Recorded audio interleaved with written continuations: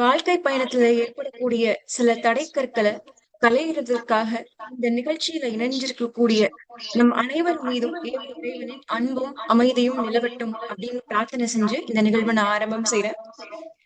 அன்பானவர்களே, அன்பும் உறவுகளும் ஆன்லைனில் இல்லை அப்படின்ற இந்த இணையவழி நிகழ்வுக்காக யங் மைண்ட்ஸ் இந்தியா குவைத்ல இருக்கக்கூடிய நான் ப்ராஃபிட் ஆர்கனைசேஷன் இவ்வளவு அழகான முயற்சியை மேற்கொண்டிருக்காங்க. நம்ம எல்லாருக்கும் தெரியும், திரைக்கடல் ஓடியும் திரவியம் தேடு அப்படின்ற அடிப்படையில நம்ம நாட்டுல இருந்து இப்ப குவைத் தேசத்துக்கு போய் அவங்க பொருளாதாரத்தை ஈட்டுறதுல மட்டும் கவனம் செலுத்திட்டு அவங்களுடைய வாழ்க்கைய கடந்து போயிடாம நமக்கு கொடுத்த சமூகத்துக்கு நம்ம திரும்பி கொடுக்கணும் அப்படின்ற அந்த உன்னதமான நோக்கத்தோட யங் மைண்ட்ஸ் இந்தியா அப்படின்ற அந்த குழுமத்துடைய நிறுவனர் சகோதரர் BM இப்ராஹிம் அவர்கள் மட்டுமல்லாம அவரோட சேர்ந்து இன்னும் நிறைய சகோதர சகோதரிகள் இணைந்து சமூகத்திற்கு உன்னதமான பணியாற்றிட்டு இருக்காங்க. ஏறத்தாழ ஒரு 3 வருட காலமாக யங் மைண்ட்ஸ் இந்தியா குவைத்ல இருக்கக்கூடிய இந்த ஆர்கனைசேஷனோட முக்கியமான பணி என்ன அப்படின்னு சொன்னா, அறிவியல் ஆர்வம் உள்ள பொருளாதாரத்திலோ இல்ல வேறு சூழல்கள்னாலேயோ பின்தங்கி பாதிப்புக்கு உள்ளாக்கப்பட்ட ஆர்வமுடைய குழந்தைகளை கண்டெடுத்து அவர்களுக்கு தேவையான பொருளாதார உதவி மட்டுமல்லாம சரியான வாய்ப்புகளை அடையாளம் கண்டு அவர்களுக்கு வழிகாட்டக்கூடிய மிக மிக மகத்துவமான பணியை தான் இந்த சகோதரர்கள் செஞ்சிட்டு இருக்காங்க. இது மட்டுமல்லாம இவங்க குவைத்ல வாழக்கூடிய இந்தியர்களுக்கு நிறைய விழிப்புணர்வு நிகழ்வுகளையும் தொடர்ச்சியாக நடத்திட்டே இருக்காங்க. குறிப்பா சொல்லணும் அப்படின்னு சொன்னா, IPS ஆபீசர் சார் ரவி அவர்களையும் அதோட சேர்ந்து மட்டும் இல்லாம சைலேந்திர பாபு சார் அவர்களையும், அதுக்கப்புறம் சைக்காலஜிஸ்ட், ஃபேமஸான சைக்காலஜிஸ்ட் டாக்டர் சிவபாலன் இளங்கோவன் இவர்களையும் குவைத்திற்கு அழைத்து சென்று அங்க இருக்கக்கூடிய இந்திய மக்களுக்கு நேரடி விழிப்புணர்வு மட்டுமல்லாமல் தொடர்ச்சியாக 3 வருட காலங்களாக இணையதளத்தின் மூலமாக நிறைய ஆன்லைன் நிகழ்வுகளையும் நடத்திட்டு இருக்காங்க. இதுக்கு முன்னாடி இன்னைக்கு நம்முடைய சிறப்பு பேச்சாளரான வெண்ணிலா மேம் ஏற்கனவே ஒரு நிகழ்வு நடத்திக்கிறாங்க. என்ன அப்படின்னா, குழந்தை வளர்ப்பு என்னும் அழகிய கலை அப்படின்ற தலைப்புல ஏற்கனவே ஒரு ஆண்டுக்கு முன்னாடி நிகழ்வு நடத்துறோம். இப்ப இன்னைக்கு உடைய நிகழ்வுடைய தலைப்பு அன்பும் உறவுகளும் ஆன்லைனில் இல்லை. இந்த காலகட்டத்துல எப்படி கருவிகள் நம்மளுடைய வாழ்க்கையை ஆக்கிரமிச்சிருக்கு, அந்த உண்மையை நம்ம விளங்கிக்கிறது மட்டும் இல்லாம அந்த சிக்கல்ல இருந்து மீண்டு வர்றதுக்கு என்ன செய்யணும் அப்படின்ற வழிகாட்டலுக்கான இந்த நிகழ்வுக்குள்ள போறதுக்கு முன்னாடி யங் மைண்ட்ஸ் இந்தியா குவைத்துடைய நிறுவனர் சகோதரர் BM இப்ராஹிம் அவர்களை வரவேற்புரை ஆற்றுவதற்காக அன்புடன் அழைக்கின்றேன்.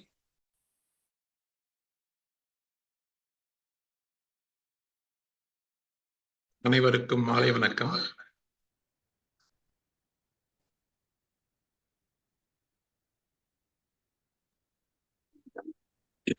வணக்கம் சார். அனைவருக்கும் மாலை வணக்கம். யங் மைண்ட்ஸ் இந்தியா ஒருங்கிணைத்துள்ள அன்புகளும் உறவுகளும் ஆன்லைனில் இல்லை என்ற இந்த நிகழ்வுக்கு வந்திருக்கக்கூடிய உங்கள் அனைவரையும் வருக வருகவென வரவேற்கிறேன்.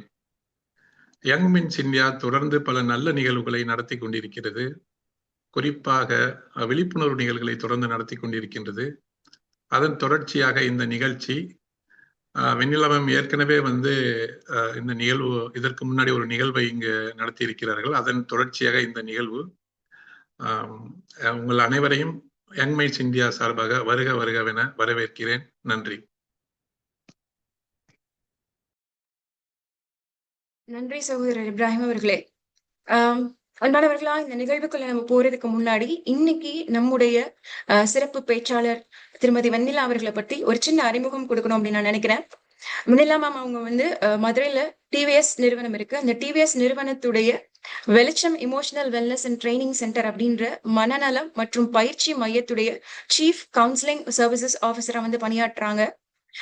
இவங்களுடைய இளங்கலை கணிதத்துல ஆரம்பிச்சா கூட சமூகத்து மேல இருக்கக்கூடிய இவங்களுடைய உன்னதமான அக்கறையின் மூலமாக இவங்க MSW பயின்றதோடு மட்டும் இல்லாம சைக்காலஜி பயின்று இருக்காங்க. அதோட சேர்ந்து NLP பிராக்டிஷனர், இன்னும் நிறைய அநேக சர்டிபிகேட்டுகளை தன்னகத்தை வைத்துள்ள மிக திறன் வாய்ந்த ஒரு மனநல ஆலோசகர் மற்றும் பயிற்சியாளர். இவங்க ஏறத்தாழ இவங்களுக்கு 29 ஆண்டு கால அனுபவம் இருக்கு. இவங்களுடைய களப்பணி எங்க இருந்து ஆரம்பிச்சிச்சு அப்படின்னு சொன்னா, மதுபானத்திற்கான மறுவாழ்வு மையத்துலதான் இவங்களுடைய களப்பணி 1997ல ஆரம்பிச்சிச்சு. அது மட்டும் இல்லாம இவங்களுடைய அடுத்த ரிசர்ச் பணி காசநோயாளிகள் இருக்கக்கூடிய அரசு மருத்துவமனையில தான் வந்து இவங்களோட டியூபர்குலோசிஸ் ரிசர்ச் பணியும் வந்து ஆரம்பிச்சிச்சு.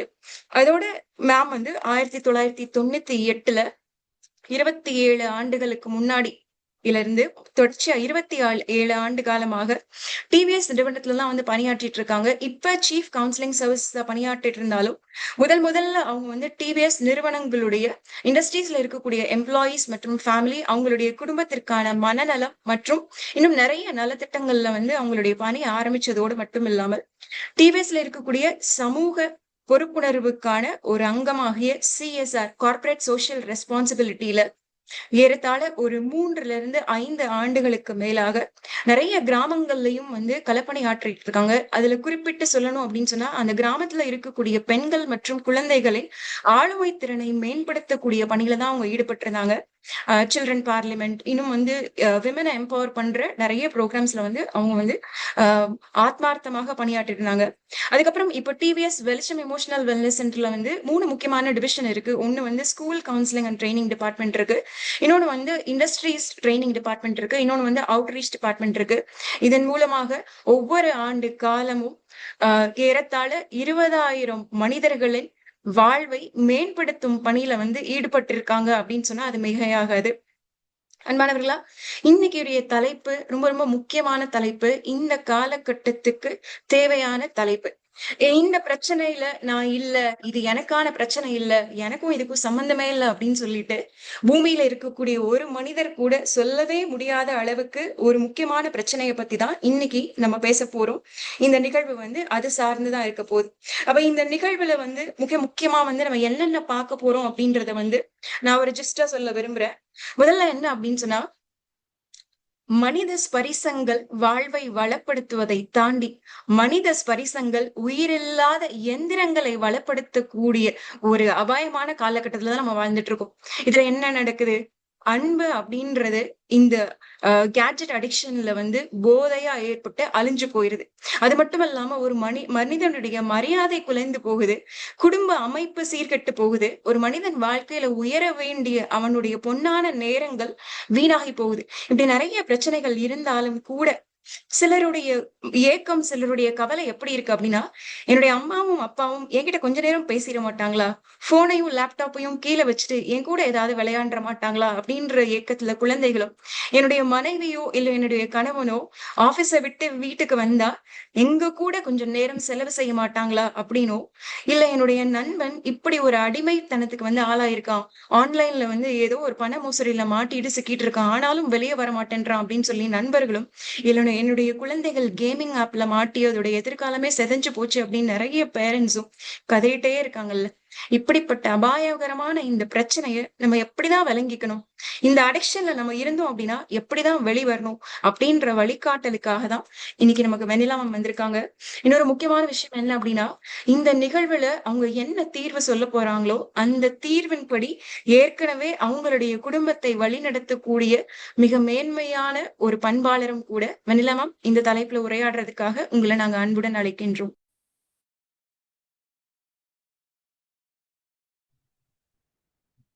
அனைவருக்கும் வணக்கம். ஜெனிரா மேம், இப்ராஹிம் சார், உங்க 2 பேத்துக்கும் என்னுடைய நன்றி.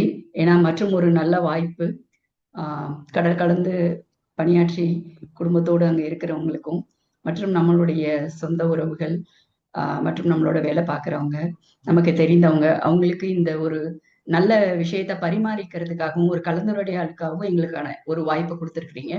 ஸோ அதுக்காக என்னுடைய நன்றியை தெரிவித்துக்கிறேன். இது 2வது தடவை இவங்க யங் மைண்ட்ஸ் இந்தியா மூலமா நான் சந்திக்கிற எல்லாரும் இது 2வது முறை சந்திக்கிறேன். ஸோ அதனால ஒரு நம்பிக்கை இருக்கு அப்படின்ற எண்ணத்துலதான் இந்த நிகழ்ச்சியை தொடங்குறோம். ஒரு 5 நிமிடங்களாவது உங்களுடைய வீடியோ ஆன் பண்ணி வச்சிட்டீங்க அப்படின்னா நல்லா இருக்கும். முடிகிறவங்க எல்லாருமே ஒரு வாய்ஸ் கேட்கலையா? வாய்ஸ் கிளியரா இருக்கா? கேக்குது மேடம், நல்லா கேக்குது. எஸ் மேம், கேக்குது மேம், கிளியரா இருக்கு. சாரா மேம் வந்து கிளியரா இல்லன்னு சார்ட்ல போட்டிருக்காங்க, அதான் கேட்டேன். Okay okay okay. So digital ஃபெட்டிக் அப்படின்னா எல்லாரும் நினைக்கிறது வந்து ஒரு பெரிய மன அழுத்தமான ஒரு விஷயம் அப்படின்னு நினைக்கிறாங்க. இது டிஜிட்டல் ஃபெட்டிக் அப்படின்னா உடல் மனம் இது ரெண்டும் சார்ந்த சோர்வை தான் நம்ம அப்படி சொல்றோம். மனம் மற்றும் உடல் இது ரெண்டுக்கான சோர்வையும் சேர்த்துதான் டிஜிட்டல் ஃபெட்டிக் அப்படின்னு சொல்றோம். சரி, இந்த டிஜிட்டல் ஃபெட்டிக் அப்படின்றது இந்த காலகட்டத்துக்கு ஏன் ரொம்ப முக்கியமானது அப்படின்றது ஜெனிரா மேம் ரொம்ப அழகா சொன்னாங்க. அதனால இந்த நேரத்துல சில பேர் நினைக்கலாம் டிஜிட்டல் ஃபெட்டிக் அப்படின்றது வந்து டிஜிட்டல் இரால பிறந்த குழந்தைங்களுக்கு ரொம்ப ஈஸி தானே, அதை பயன்படுத்துறதுல அவங்களுக்கு என்ன சோர்வு வந்துட போகுது, அவங்க ரொம்ப சந்தோஷமா தானே அதை நடத்திக்கிட்டு இருக்காங்க அப்படின்னு சொல்லிட்டு. ஸோ ஆனா இந்த நிகழ்ச்சியை ஆரம்பிச்சு நான் ஒரு விஷயத்தையும் சொல்லும் போது இது பிறந்த குழந்தையிலிருந்து நம்மளுடைய படிப்பு, நம்மளுடைய வேலை, வாழ்க்கையிலுடைய எல்லா பொறுப்புகளையும் முடித்த நபருக்கு கூட இது எவ்வளவு தேவையா இருக்குது. இந்த விஷயத்துல நம்ம எல்லாருமே எப்படி ஒரு மன உளைச்சலுக்கு இருக்கிறோம், இந்த இதுல இருந்து எப்படி நம்ம வெளியில வர போறோம் அப்படின்றத இந்த நிகழ்ச்சி உங்களுக்கு உணர்த்தும் அப்படின்னு நினைக்கிறேன். சோ ஜெனிரா மேம் எனக்கு ஷேரிங் ஆப்ஷன் கொடுக்குறீங்களா?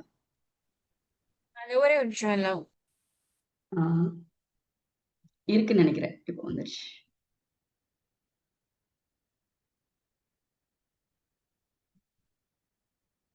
ஓகே, நான் ஸ்கிரீன்ல ஷேர் பண்ணிருக்கிறது உங்களுக்கு எல்லாருக்கும் தெரியற மாதிரி இருக்குல்ல?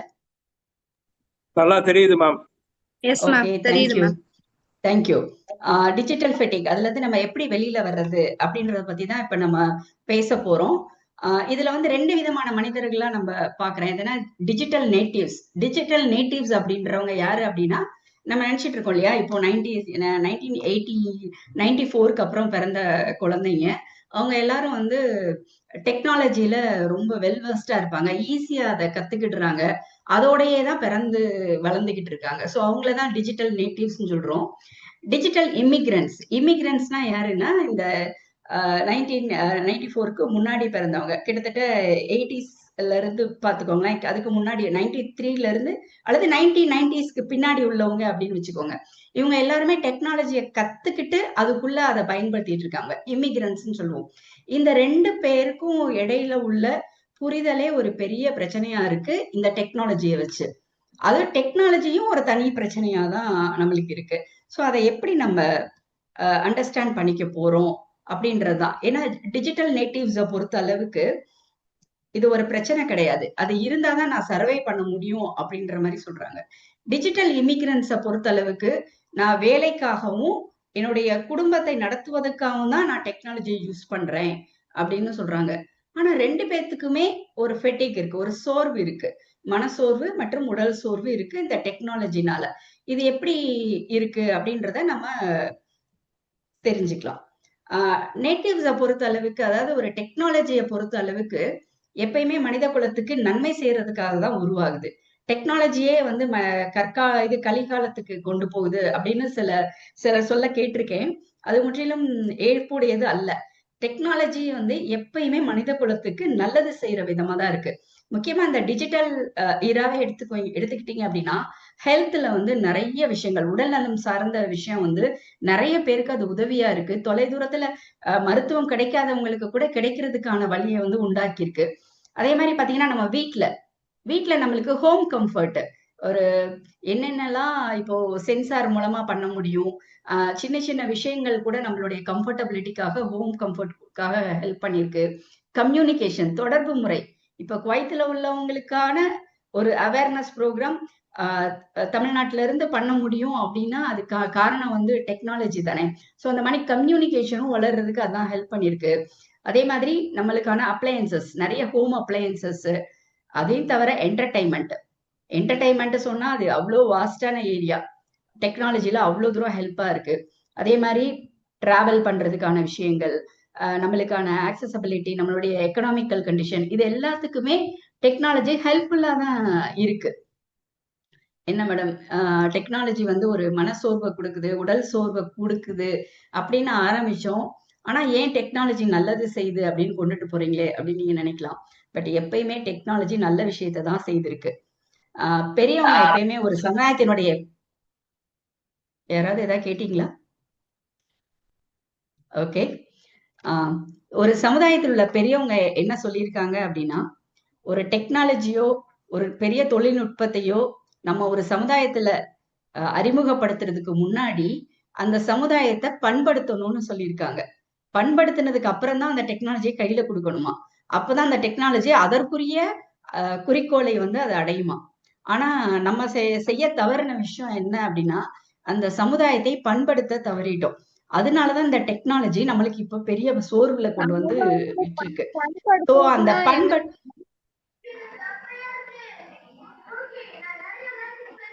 சாரா மேம் நீங்க மியூட் பண்ணிக்கிறீங்களா? Okay okay. சோ அந்த டெக்னாலஜி அதனாலதான் நம்மள வந்து ஒரு சோர்வுல கொண்டு போய் விட்டுருக்கு. சோ இந்த மாதிரியான விழிப்புணர்வு நிகழ்ச்சிகள் அந்த சமுதாயத்தை பண்படுத்துறதுக்கு ஹெல்ப்ஃபுல்லா இருக்கும்.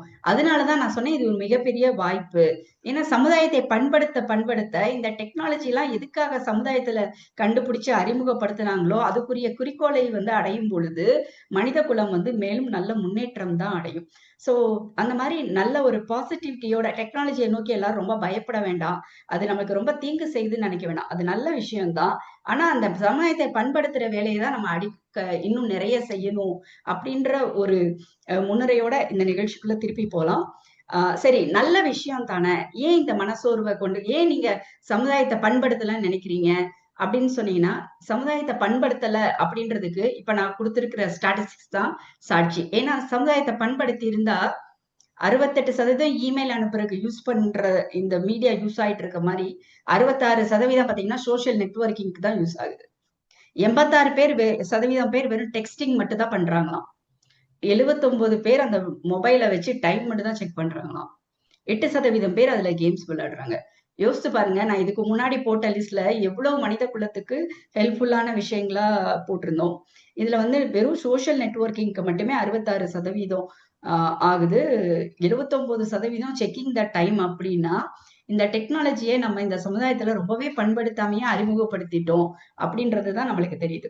சோ இந்த சமுதாயம் பண்படுத்துறதுக்கான வேலைகள் பெரியவங்க இப்போ வந்து நினைக்கலாம், குழந்தைகளுக்கு வந்து நான் இந்த மொபைலை எப்படி வாங்கி வைக்கிறது, குழந்தைகள்ட்ட இருந்து மொபைல் அடிக்ஷன்ல இருந்து நான் எப்படி வெளியில கொண்டு வருது, அதுக்கான எதிர்பார்ப்போட தான் நான் உட்கார்ந்துருக்கேன் அப்படின்னு பெரியவங்க நினைச்சீங்க அப்படின்னா உங்களுடைய மைண்ட் செட்டை கொஞ்சம் மாத்திக்கோங்க.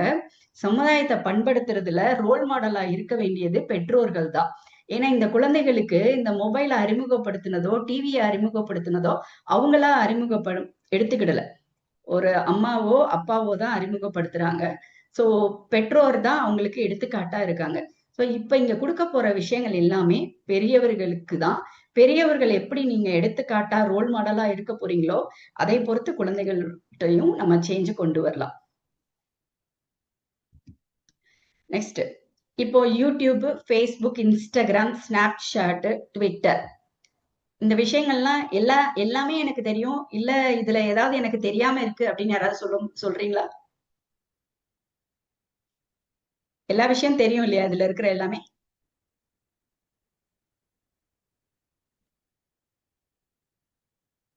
தெரியுமா இதுல உள்ள ஸ்னாப்சாட், ட்விட்டர்ன்றது இப்ப எக்ஸ் தளம்னு மாத்திருக்கிறாங்க. யாராவது பேசலாம். Yes madam. இல்ல அதை வச்சுதான் பொழப்பே ஓடுது எல்லாருக்கும். இன்ஸ்டாகிராம், ஃபேஸ்புக் அதை வச்சுதான் பொழப்பே ஓடுது. அதனால எல்லாமே தெரியும்.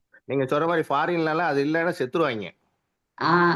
சோ இதனால எல்லாருக்குமே டைம் பாஸ். இப்ப நீங்க சொல்ற மாதிரி உங்களோட பேசுறது வைக்கிறது ஒரு டைம் பாஸ் தான், நல்ல ஒரு நிகழ்ச்சி. அதோட சேர்ந்துக்கிட்டு அது இல்லைன்னா எங்களால இருக்க முடியாது இங்க. ஏன்னா 24 hours. ஏன்னா young minds of India Ibrahim சாரே வந்து கிட்டத்தட்ட ஏகப்பட்ட போஸ்ட் பண்றாரு. அதை நாங்க பாத்துக்கிட்டே தான் இருக்கோம். இப்ப பாக்கலன்னு வச்சுக்கோங்க, அது வேஸ்ட் ஆகி போகும். கரெக்ட் தான் சார். டெக்னாலஜியை வந்து இப்ப நீங்க கரெக்டா யூஸ் பண்றீங்க, அதுக்காக பாராட்டுகள். சரியா? சோ இப்போ இந்த இன்ஸ்டாகிராம், ஸ்னாப்சாட், ட்விட்டர் இத வந்து அதிகம் யூஸ் பண்றவங்க யாருன்னு பாருங்களேன். 18ல இருந்து 29 வயசுல உள்ளவங்க தான் எல்லா பிளாட்ஃபார்மையும் யூஸ் பண்றாங்க. நிறைய யூடியூபா இருக்கட்டும், ஃபேஸ்புக்கா இருக்கட்டும், இன்ஸ்டாகிராமா இருக்கட்டும், ஸ்னாப்சாட்டா இருக்கட்டும், இதுல ஒண்ணு எதுக்கு யூஸ் ஆகும்னு உங்களுக்கு தெரியும். அவங்க படிக்கிறதுக்காக மட்டுமே யூஸ் பண்றாங்க அப்படின்னு நம்ம சொல்லவே முடியாது. இன்ஸ்டாகிராம் எதுக்கு யூஸ் ஆகும் தெரியாது. ஸ்னாப்சாட்ன்றது ஜஸ்ட் ஒரு கம்யூனிகேஷன் தான். எக்ஸ் தளமும் அப்படிதான். ஸோ ஃபேஸ்புக்ல நிறைய படிக்கிற விஷயங்கள் இருக்கு. இருந்தா கூட எல்லா விதமான ஏஜ்ல உள்ளவங்களுமே எல்லா விஷயத்தையும் பயன்படுத்துறாங்க. ஆனா அதிகமா யூஸ் பண்றது 18 வயதுல இருந்து 30 வயதுல உள்ளவங்க தான் நிறைய யூஸ் பண்றாங்க. இதை நம்ம வந்து கணக்குல வச்சுக்கிடணும். இப்போ சொல்லலாம் என் குழந்தைங்களுக்கு வந்து இப்ப நான் சொல்றேன் 6ல இருந்து 9 வயதுல உள்ள குழந்தைங்க டிஜிட்டல் ஃபெட்டிக்ல இருக்காங்க அப்படின்னா அதுக்கு என்ன சிம்டம் அப்படின்னா அவங்களுக்கு கண்ணு வலிக்கும், அடிக்கடி வந்து இரிட்டபிளா ஃபீல் பண்ணுவாங்க, சீக்கிரமா தூங்கிடுவாங்க, இல்லைன்னா தூங்கவே மாட்டாங்க, எப்பெல்லாம் போர் அடிக்குதோ அப்பெல்லாம் எனக்கு போனை கொடு அப்படின்னு அழுவாங்க. ஸோ இதே இது ப்ரீ டீனேஜர்ஸா இருக்கிறவங்க இதுக்கு வந்து சரி இது என்ன பண்ண போறோம் அப்படின்னா பெற்றோர் பெரும்பாலும் என்ன செய்வாங்க தெரியுமா, மொபைலுக்கு பாக்குறதுக்கு இப்ப ஒரு ப்ளூ கிளாஸ் இப்ப கொண்டு வந்துட்டாங்க. சரி கண்ணு வலிக்குது அதனால மொபைல் எடுத்து வச்சோம் அப்படின்லாம் கிடையாது.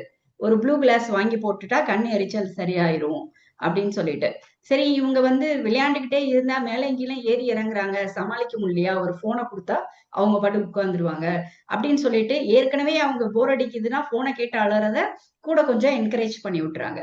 ஸோ அப்படியே டீனேஜுக்கு வராங்க. இவங்க டீனேஜ்ல வந்துட்டு ஸ்கூல்ல வந்தோடனே படிக்க சொல்றாங்க. ஸோ இவ்வளவு நாளா போன் கொடுத்து படிச்ச பிள்ளைங்க திருப்பி படிக்கணும் அப்படின்னா எப்படி படிப்பாங்க? அவங்க அந்த இடத்துல வந்து ஸ்கூல் ஒர்க்ல எல்லாம் இன்ட்ரெஸ்டே கிடையாது, அவுட்டோர் பிளே கூட அவங்க போறது கிடையாது. ஈஸியா ஃப்ரஸ்ட்ரேட் ஆயிடுறாங்க அவங்க போனை கையில இருந்து வாங்கிட்டீங்க அப்படின்னா.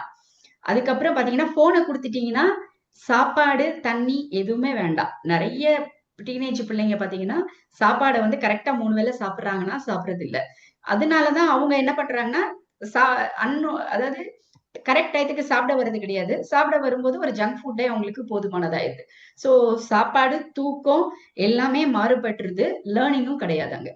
அசல் டீனேஜர்ஸ் அவங்கள எடுத்துக்கிட்டீங்க அப்படின்னா லேட் நைட் வரலும் அந்த டிவைஸோடயே இருக்கிறது, அதுல ரொம்ப ஃபெட்டிக் வந்துடும், அகாடமிக்கு குறைஞ்சிருது. இதுல பாத்தீங்கன்னா செல்ஃப் ஹைஜீன் கூட குறையுது டீனேஜர்ஸ்க்கு. ஸோ இந்த மாதிரியான ப்ராப்ளம் இருக்கு. அதுக்கப்புறம் எல்லா வகையான அதாவது எல்லா ஏஜஸும் அடல்ட் மிடில் ஏஜ் இவங்க எல்லாத்துக்குமே இந்த மீடியால அதிகமா இருந்தாங்க அப்படின்னா ஒரு ஜோன் அவுட் ஆயிடுறாங்க. உலகத்துல என்ன நடக்குதுன்னு தெரியாத அளவுக்கு ஒரு ஜோன் அவுட். சில நேரத்துல ஒரு மாதிரி லோ எனர்ஜியா ஃபீல் பண்றது, எனக்கு என்னன்னே தெரியல, ஒரு மாதிரியா இருக்கு, எனக்கு எனர்ஜியாவே இல்லை, ஐ ஃபீல் வெரி டயர்ட் அப்படின்னு சொல்றது, கழுத்து வலி, பேக் பெயின், கண்ணு எரிச்சல் இருக்குது, இது எல்லாமே இருக்கு. ஸோ இதெல்லாம் சிம்டமா சொன்னா கிட்டத்தட்ட 80% பேருக்கு இதெல்லாம் இருக்கும். ஆனா நான் சொல்றேன் இதெல்லாம் இப்ப பிரச்சனை கிடையாது. ஏன்னா இதுக்கெல்லாம் நீங்க ஒரு சின்ன சின்ன டெம்பரவரி விஷயங்கள் கண்டுபிடிச்சு வச்சிருப்பீங்க. நான் சொன்னேன் இல்லையா, ப்ளூ கிளாஸ் போடுறது, போனை கொடுத்து அழுகாம வைக்கிறது, அப்புறம் எப்படி வந்து டீச்சர்ஸ்ட சொல்லி குழந்தைங்களை அடக்கி வைக்கிறது, இந்த மாதிரி சின்ன சின்ன டெம்பரரி வேலையெல்லாம் நீங்க பார்த்து வச்சிருக்கீங்க.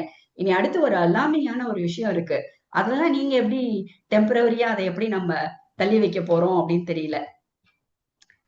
இந்த போட்டோ எல்லாம் பார்த்தா என்ன தெரியுது?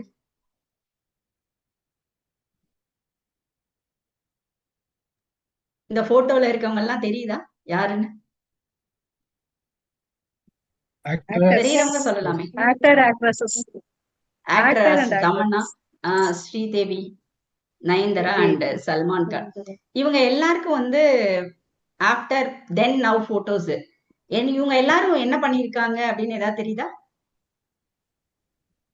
ஃபேஷியல் பண்ணி ஃபேஷியல் சர்ஜரி பண்ணிருக்காங்க, பிளாஸ்டிக் சர்ஜரி பண்ணிருக்காங்க, சரியா?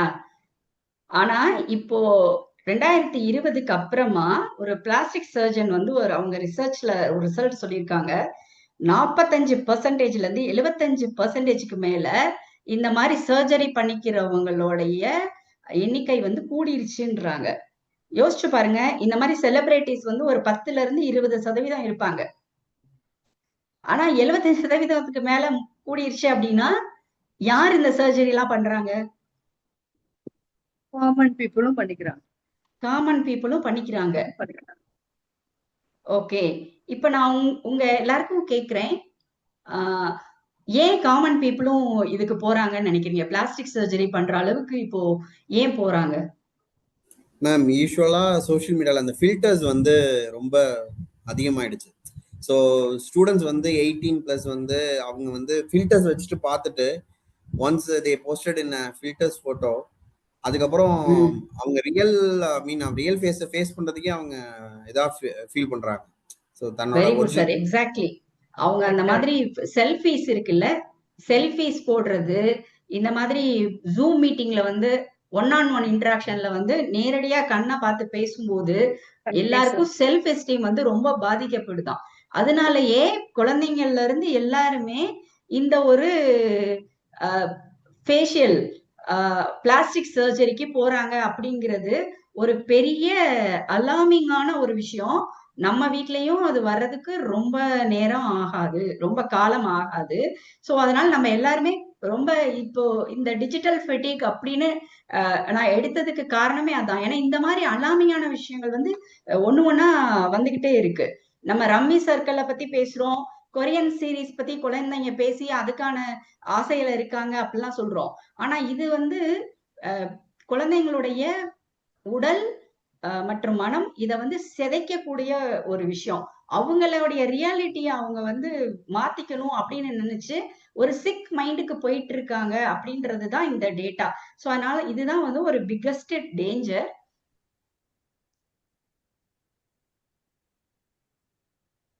சோ இது ஏன் வருது அப்படின்னா, கான்ஸ்டன்டா ஒரு சூப்பர்ஃபிஷியல் கனெக்ஷன்ல இருக்குது, ஒரு டூ மச் ஃபீட்பேக், ஒரு லைக் கிடைக்கிறது, அதுக்கப்புறம் ஒரு இமோஜி கிடைக்கிறது, ஃபேஸ்புக் மூலமா, இன்ஸ்டாகிராம்ல கிடைக்கிறது, அதுக்கப்புறம் ஒரு நம்ம எதுவும் மிஸ் அவுட் ஆயிருவோம் அப்படின்ற ஒரு பயத்திலேயே பிள்ளைங்க இருக்காங்க. ஸோ சோஷியல் கம்பேரிசன், அப்புறம் ஒரு செல்ஃபிஸ் அதிகமா எடுக்கிறது, இன்க்ரீஸ்டு நார்சிசம். இந்த ஃபேஸ்புக்லயே சில நேரம் வந்து ரொம்ப தவறான கமெண்ட் கொடுக்குறாங்க, சில பேரோட அப்பியரன்ஸை வச்சு பாடி ஷேமிங் பண்றது, டிகிரீஸ்ட் எம்பதி. இதனால எம்பதியே இல்லாம போயிருது. ஏன்னா நேருக்கு நேர் பார்த்து பேசணும்னா தைரியமா இருக்கணும். சோ மீடியால வந்து அந்த தைரியம் தேவையில்லை இல்லையா? அதனால அந்த எம்பத்தின்றது சுத்தரவா இல்லாம இஷ்டத்துக்கு ஃபீட்பேக் கொடுக்குறாங்க, சைபர் புல்லிங் நடக்குது. இதன் காரணமா தான் பிள்ளைங்களுக்கு செல்ஃப் எஸ்டீம் குறைஞ்சு போய் இந்த மாதிரியான சர்ஜரிஸ் மேல நிறைய மோகம் வந்துருச்சு. இது வந்து நம்மளுடைய மனிதர்கள் வந்து இப்போ வந்து எப்படியோ குழந்தைகள் பெறலாம் அப்படின்ற அளவுக்கு சயின்டிபிக்ல நிறைய முன்னேறிட்டு போறாங்க. ஆனா நான் உருவான இணைய நான் அழிச்சுக்கிறேன் அப்படின்றத நோக்கி டெக்னாலஜி காரமா பிள்ளைங்க போறாங்க அப்படின்னா, நம்ம இன்னும் இந்த சமுதாயத்துல விழிப்புணர்வு பண்ண வேண்டிய வேலை நம்மளுக்கு நிறைய இருக்கு. இந்த இதோட இல்லாம இந்த டிஜிட்டல் விஷயம், இந்த டிஜிட்டல் டெவலப்மெண்ட் இண்டிவிஜுவல் மட்டும் கிடையாது, இதுதான் ஃபேமிலிக்குள்ளேயும் ரிஃப்ளெக்ட் ஆகுது. எப்படி ரிஃப்ளெக்ட் ஆகுது? எனக்கு அங்க உள்ளுக்குள்ளேயே பேசி பயம், என்னால இன்னொருத்தரோட பாண்டிங்கா இருக்க முடியல. நான் என்ன பண்றேன், அதனால என்ன பண்றேன்னா என் கூட இருக்கிறவங்களை பத்தியே நான் டவுட் பண்றேன். அடுத்தவங்க இப்போ இதனால நிறைய மெரிட்டல் கான்ஃபிளிக்ட் எப்படி வருது அப்படின்னா, தொடர்ந்து ஒரு ஹஸ்பண்ட் வேலைக்கு போனாலோ இல்ல ஒய்ஃப்க்கு வேலைக்கு போனதுக்கு அப்புறமோ அந்த வீட்டுல இருக்கக்கூடிய நபர் என்ன செய்யறாங்கன்னா, எங்க இருக்க, வேர் ஆர் யூ நவ் அப்படின்னு சொல்லிட்டு ட்ராக் பண்ணிட்டே இருக்கிறாங்க.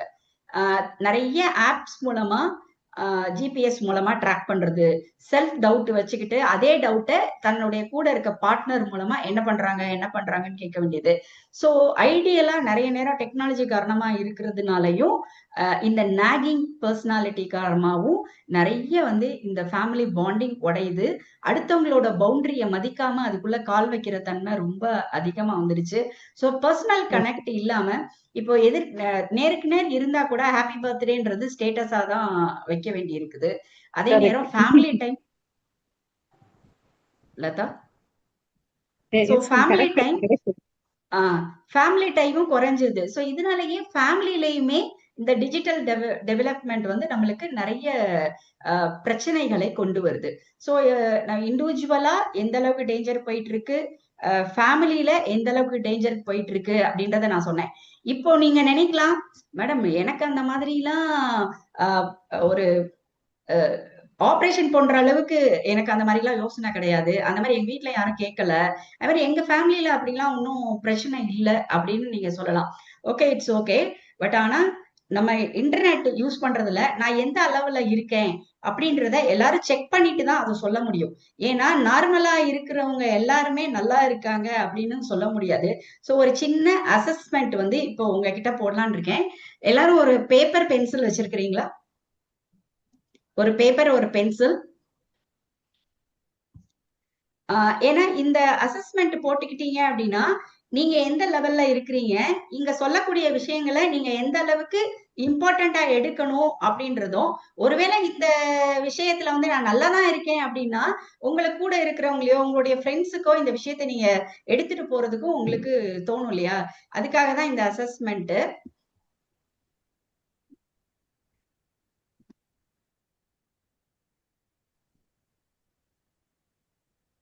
இப்போ நான் வந்து உங்கள்கிட்ட ஒரு கேள்விகள் வந்து வாசிப்பேன்.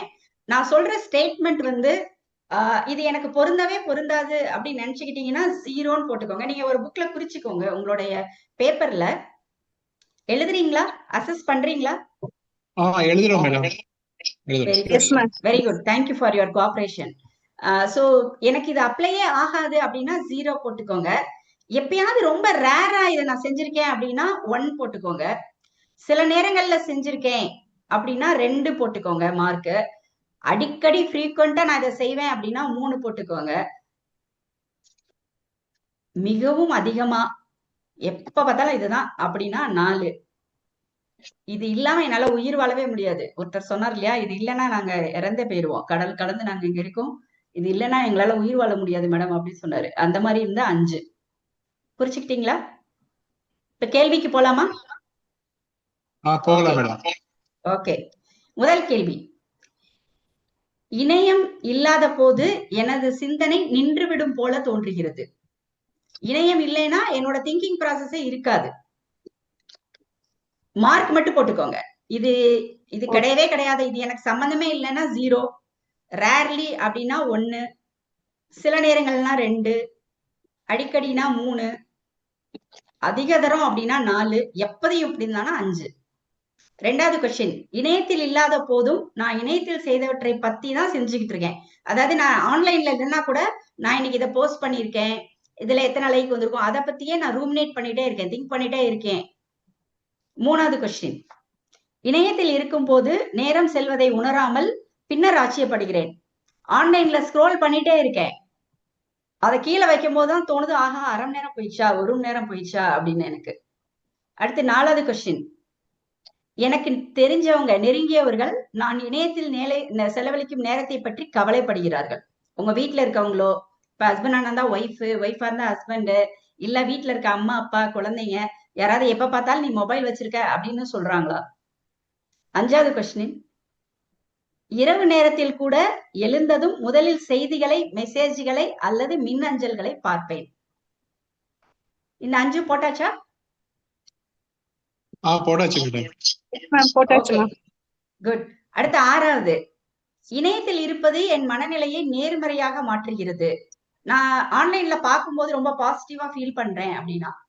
அடுத்து 7வது, என்னை கவலைப்படுத்தும் விஷயங்களை மறக்க இணையத்தை பயன்படுத்துகிறேன். நான் ரொம்ப கவலையா இருந்தா ஒரு யூடியூப்ல ஒரு பாட்டு கேட்பேன், போய் பாட்டு பார்ப்பேன், அப்புறம் ஒரு படம் பார்ப்பேன் அப்படின்றது. அடுத்து 8வது, இணையம் இல்லை என்றால் என் வாழ்க்கை சலிப்பானதும் வெறுமையானதும் மனம் உடைந்ததாகவும் தோன்றுகிறது. 9வது, இணையத்தில் இருக்கும்போது யாராவது இடையூறு செய்தால் எரிச்சலா வருது.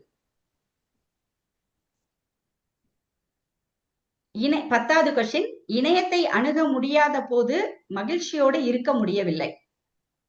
நெட்டை ஆன் பண்ணலைன்னா என்னால சந்தோஷமாவே நான் உணரல. இன்னொரு விஷயத்த சொல்றேன், நான் மார்க் எவ்வளவு வந்துச்சுன்னு நான் சத்தியமா கேட்கவே மாட்டேன். அதனால நீங்க ஜெனியூனா போடுங்க. கடைசியா யார் எவ்வளவு மார்க் நான் கேட்கவே மாட்டேன். பக்கத்துல காப்பி அடிக்காதீங்க. 11வது கொஸ்டின், நண்பர்களுடன் நேரம் செலவழிப்பதை விட இணையத்தில் இருப்பதே எனக்கு பிடிக்கும். நான் வந்து ஃப்ரெண்ட்ஸ் கூட எல்லாம் நேரம் பண்றதை விட நான் இன்டர்நெட்லயே என்னோட நேரம் பூரா போயிருது. 12வது, இணையத்தில் செலவழிக்கும் நேரம் என் வாழ்க்கையின் முக்கியமான பகுதிகளை பாதிக்கிறது. நிறைய நேரம் ஆன்லைன்ல இருக்கிறதுனால வீட்டுல நடக்கிற விஷயங்களை கூட என்னால அப்சர்வ் பண்ண முடியல, அந்த மாதிரி. 13, என் உழைக்கும் திறனும் கவனமும் இணைய நேரத்தால் பாதிக்கப்படுகிறது. 14, வீட்டில் செய்ய வேண்டிய வேலைகளை தவிர்த்து இணையத்தில் அதிக நேரம் செலவழிக்கிறேன். சில பேர் வேலையை விட்டுட்டு வீட்டுக்கு போனோடனே போனை வச்சுட்டே உட்காந்துருவாங்க, வீட்டுல ஒரு வேலையும் செய்ய மாட்டாங்க, அந்த மாதிரியான பர்சன்ஸ். அடுத்து 15, எனது குடும்ப உறுப்பினர்கள் அல்லது நண்பர்கள் நான் இணையத்தில் செலவழிக்கும் நேரத்தை பற்றி புகார் அளிக்கிறார்கள். ஒரே மாதிரியான கொஸ்டின் 2-3 தடவை தான் வரும். அது லைஃப் ஸ்கோர் டிடெக்டிவ் தான், அதனால அதை பத்தி நீங்க யோசிக்காதீங்க. நீங்க ஒரு கொஸ்டினுக்கும் அதுக்கு என்ன மார்க்கோ அதை மட்டும் யோசிச்சு போடுங்க. யாருக்காவது மார்க் என்னன்றதை திருப்பி சொல்லணுமா? No, ma'am. You can. வேணாம்ல? Okay, good. அடுத்து 16. இணையத்தில் செலவழிக்கும் நேரத்தை குறைக்கும் முயற்சி செய்தாலும் வெற்றி பெற முடியவில்லை. நான் அதை குறைக்கணும்னு தான் நினைக்கிறேன், ஆனாலும் என்னால முடியல. அடுத்து 17.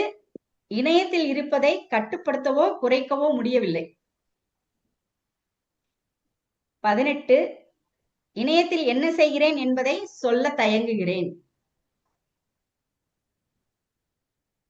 ஹிஸ்டரி எல்லாம் அழிச்சு வச்சிருது, ப்ரௌசிங் ஹிஸ்டரி எல்லாம் அழிச்சு வச்சிருது.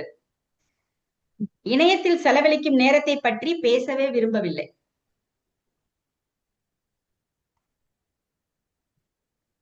இணையம் இல்லாமல் நான் வாழ முடியாது போல் உணர்கிறேன்.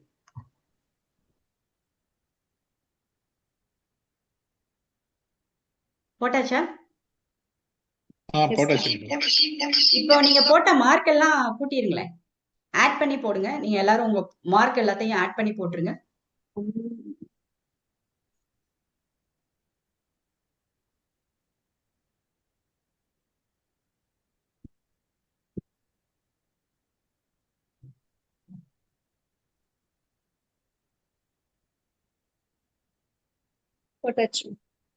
போட்டாச்சா? ஓகே.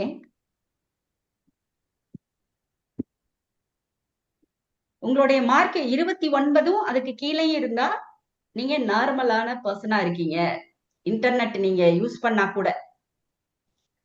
அடுத்து 30ல இருந்து 55 வரலும் இருந்தீங்க அப்படின்னா மாடரேட். நீங்க வந்து மதில் மேல் பூனை மாதிரி இந்த பக்கம் முழுகலாம், அந்த பக்கம் முழுகலாம், அடிக்ஷனுக்குள்ளேயும் விழுகலாம், இல்ல கொஞ்சம் நார்மலாவும் இருக்கிறதுக்கு நீங்க முயலலாம். ஆனா இந்த நிகழ்ச்சிக்கு அப்புறம் நீங்க நார்மல் சைடு தான் போவீங்கன்னு நான் நம்புறேன். அடுத்தது 56 அண்ட் அபோவ் சிவியர் அடிக்ஷன்ல இருக்கிறீங்க. உங்களுக்கு வந்து இந்த மனச்சோர்வு, உடல் சோர்வு இணையம் யூஸ் பண்றதுனாலதான் வந்துட்டு இருக்கு. சோ நீங்க ரொம்ப இம்பார்ட்டண்டா அத வந்து கவனத்துல எடுக்கணும் அப்படின்னு அர்த்தம். சரிங்களா?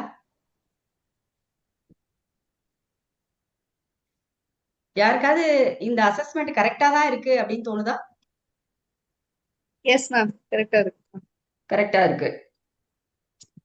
லதா மட்டும் தான் பேசுற மாதிரி இருக்கே, வேற யாரும் சொல்ல மாட்டேங்கிறீங்களே. Yes, ma'am. கரெக்டா தான் இருக்கு. கரெக்டா தான் இருக்கா?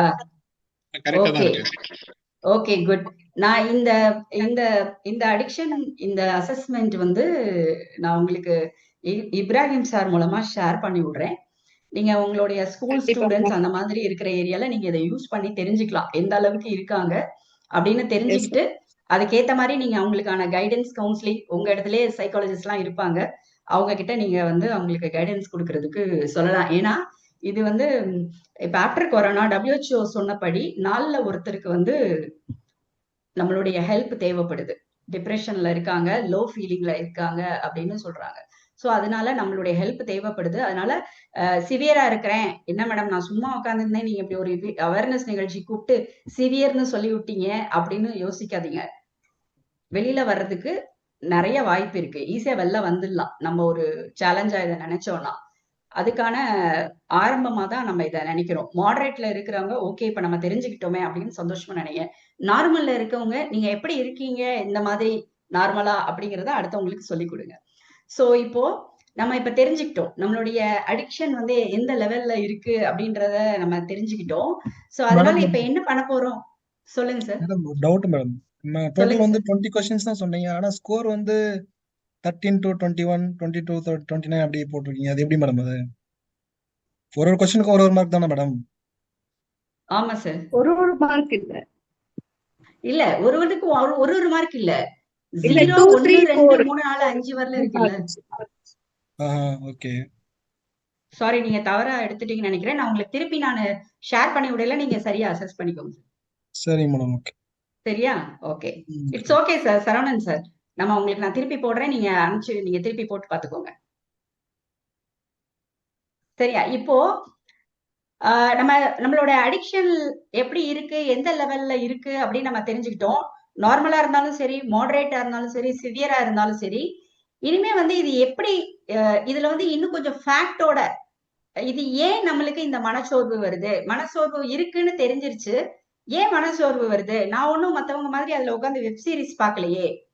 நான் வந்து இமெயில் அனுப்புறேன், கம்பெனிக்காக ப்ரௌஸ் பண்றேன், அதுல வந்து ஐடி டிபார்ட்மெண்ட்ல இருக்கேன், அதனால வேலை பார்க்கறேன். எனக்கு எதுக்கு மனச்சோர்வு வருது? சில பேர் நினைக்கலாம் நான் வெப் சீரிஸ்ல இருக்கேன், எப்பயாவது தான் நான் இன்ஸ்டாகிராம்ல ரீல்ஸ் பாக்குறேன், எனக்கு எதுக்கு மனசோர்வு வருது அப்படின்னு யோசிக்கலாம். அதுக்கு காரணம் வந்து 3 விஷயம் சொல்றாங்க சார். ஃபர்ஸ்ட் ஒன்னு என்னன்னா காக்னிட்டிவ் ஓவர்லோடு. அதாவது இன்ஃபர்மேஷன் வந்து ஓவர்லோட் ஆகுறது பிரெயினுக்கு. பிரெயின்ல வந்து ஒரே நேரத்துல மல்டி டாஸ்கிங்காக பிரெயினை போட்டு நம்ம ரொம்ப டிச் பண்றோம்.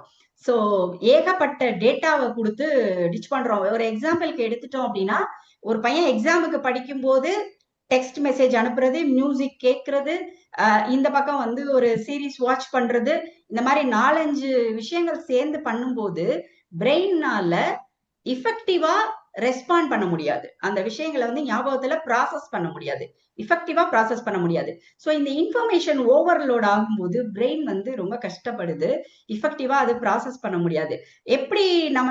எப்படி அந்த ஓவர்லோடா ஃபீல் பண்ணோம் அப்படின்னா, நம்ம ஒரு கிராசரி ஷாப் போறோம், அங்க 200க்கும் மேற்பட்ட டிஃப்ரெண்ட் ஐட்டம், நம்ம அதோட பிராண்ட் ப்ரிஃபரன்ஸ், நியூட்ரிஷனல் வேல்யூ இதெல்லாம் வச்சு நம்மளை கம்பேர் பண்ணி உடனே வாங்குங்க அப்படின்னு யாராவது ப்ரெஷர் பண்ணா நம்ம எவ்வளவு ஒரு டெசிஷன் எடுக்கிறதுக்கு ஓவர்லோடா ஃபீல் பண்ணுவோம்ல, அந்த மாதிரி வந்து பிரெயின் அதோடைய ப்ராசஸ்க்கு வந்து ரொம்ப கஷ்டப்படுதான். ஸோ அந்த காக்னிட்டிவ் ஓவர்லோடுனாலதான் அந்த ஃபெடிக் வந்து முக்கிய காரணமா இருக்கு, அந்த சோர்வுக்கு வந்து ஒரு முக்கிய காரணமா இருக்கு அப்படின்னு சொல்றாங்க. நான் சொல்றது புரியல அப்படின்னா டக்குன்னு அப்பமே என்கிட்ட கேளுங்க, சரியா? இந்த விஷயம் புரிஞ்சிருச்சு இல்லையா? ஓகே. சோ இன்னொன்னு இல்ல நான் வந்து ஃபெட்டிகா இல்ல அப்படின்னு நினைச்சீங்க அப்படின்னா, அந்த ஒரு கொஸ்டினுக்கு ஆன்சர் பண்ணி பாருங்களேன். உங்க அண்ணனோ தங்கச்சியோ அவங்களோட மொபைல் நம்பர் உங்க மொபைல நோண்டாம எழுதணும். எத்தனை பேர் எழுதுவீங்க?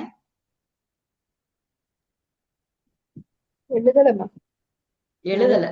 ஆமா, இது வந்து நான் நிறைய இடத்துல போட்டேன். 80% பேரு அவங்க அண்ணனோட மொபைலையோ ஒருத்தர் வந்து ரேஸ் பண்ணியிருக்காங்க, நான் எழுதியிருக்கேன் அப்படின்னு. Good sir. அடுத்து வந்து சிஸ்டர் மொபைல் நம்பர், அண்ணன் மொபைல் நம்பர் கூட மனப்பாடத்துல தெரியாது. அதே மாதிரி பக்கத்துல வீட்டு ஆளு பேரு, ஆக்குபேஷன், மொபைல் நம்பர் இதெல்லாம் கேட்டா தெரியாது. ஏன் அப்படின்னு சொல்றாங்க அப்படின்னா, இதுக்கு பேர் வந்து ஒர்க்கிங் மெமரின்னு சொல்லுவோம். நம்மளுடைய ஒர்க்கிங் மெமரி வந்து இப்ப பிரெயின் வந்து சுத்தரவா ஸ்டாப் பண்ணிடுச்சான். ஏன்னா நம்ம எல்லாமே வந்து டிஜிட்டல்ல ஓவர்லோட், இன்ஃபர்மேஷன் ஓவர்லோட் பண்ணிட்டு அதையே ப்ராசஸ் பண்ணிட்டு இருக்கிறதுனால இந்த ஒர்க்கிங் மெமரி வந்து நம்ம கிட்ட இல்ல. அந்த ஒர்க்கிங் மெமரி இல்லாதனாலதான் சில இமெயில்ஸ் வச்சிருக்கேன், சில ஒர்க் டாஸ்க் பண்ணியிருக்கேன், அதுக்கு அடுத்து இந்த டாஸ்கை எடுத்துட்டு போகணும்னு நினைக்கும் போது இன்னொரு இடத்துல அதுக்கான பதில் கிடைக்கும் போது நம்மளால ரிலேட் பண்ணிக்க முடியல. ஏன்னா இந்த ஒர்க்கிங் மெமரியில ஞாபகம் தான் நம்மளால ரிலேட் பண்ண முடியும். இந்த ஒர்க்கிங் மெமரி வந்து ரொம்ப அடிபட்டுருது இந்த ஃபெட்டிக்னால. ஸோ இந்த இன்ஃபர்மேஷன் ஓவர்லோட் ஆகுறதுனாலதான் நம்மளுக்கு இந்த ஒர்க்கிங் மெமரியும் போயிருது. நம்ம இப்ப யாருமே எந்த மொபைல் நம்பருமே ஞாபகம் வச்சுக்க முடியல. ஒரு சின்ன விஷயத்த கூட எழுதி வைக்க வேண்டியிருக்கு, இல்ல போன்ல தான் வச்சிருக்கோம். செகண்ட் விஷயம் என்ன அப்படின்னா, இன்ஃபர்மேஷன் சிலாஸ் அண்ட் ஐடியல்னஸ்.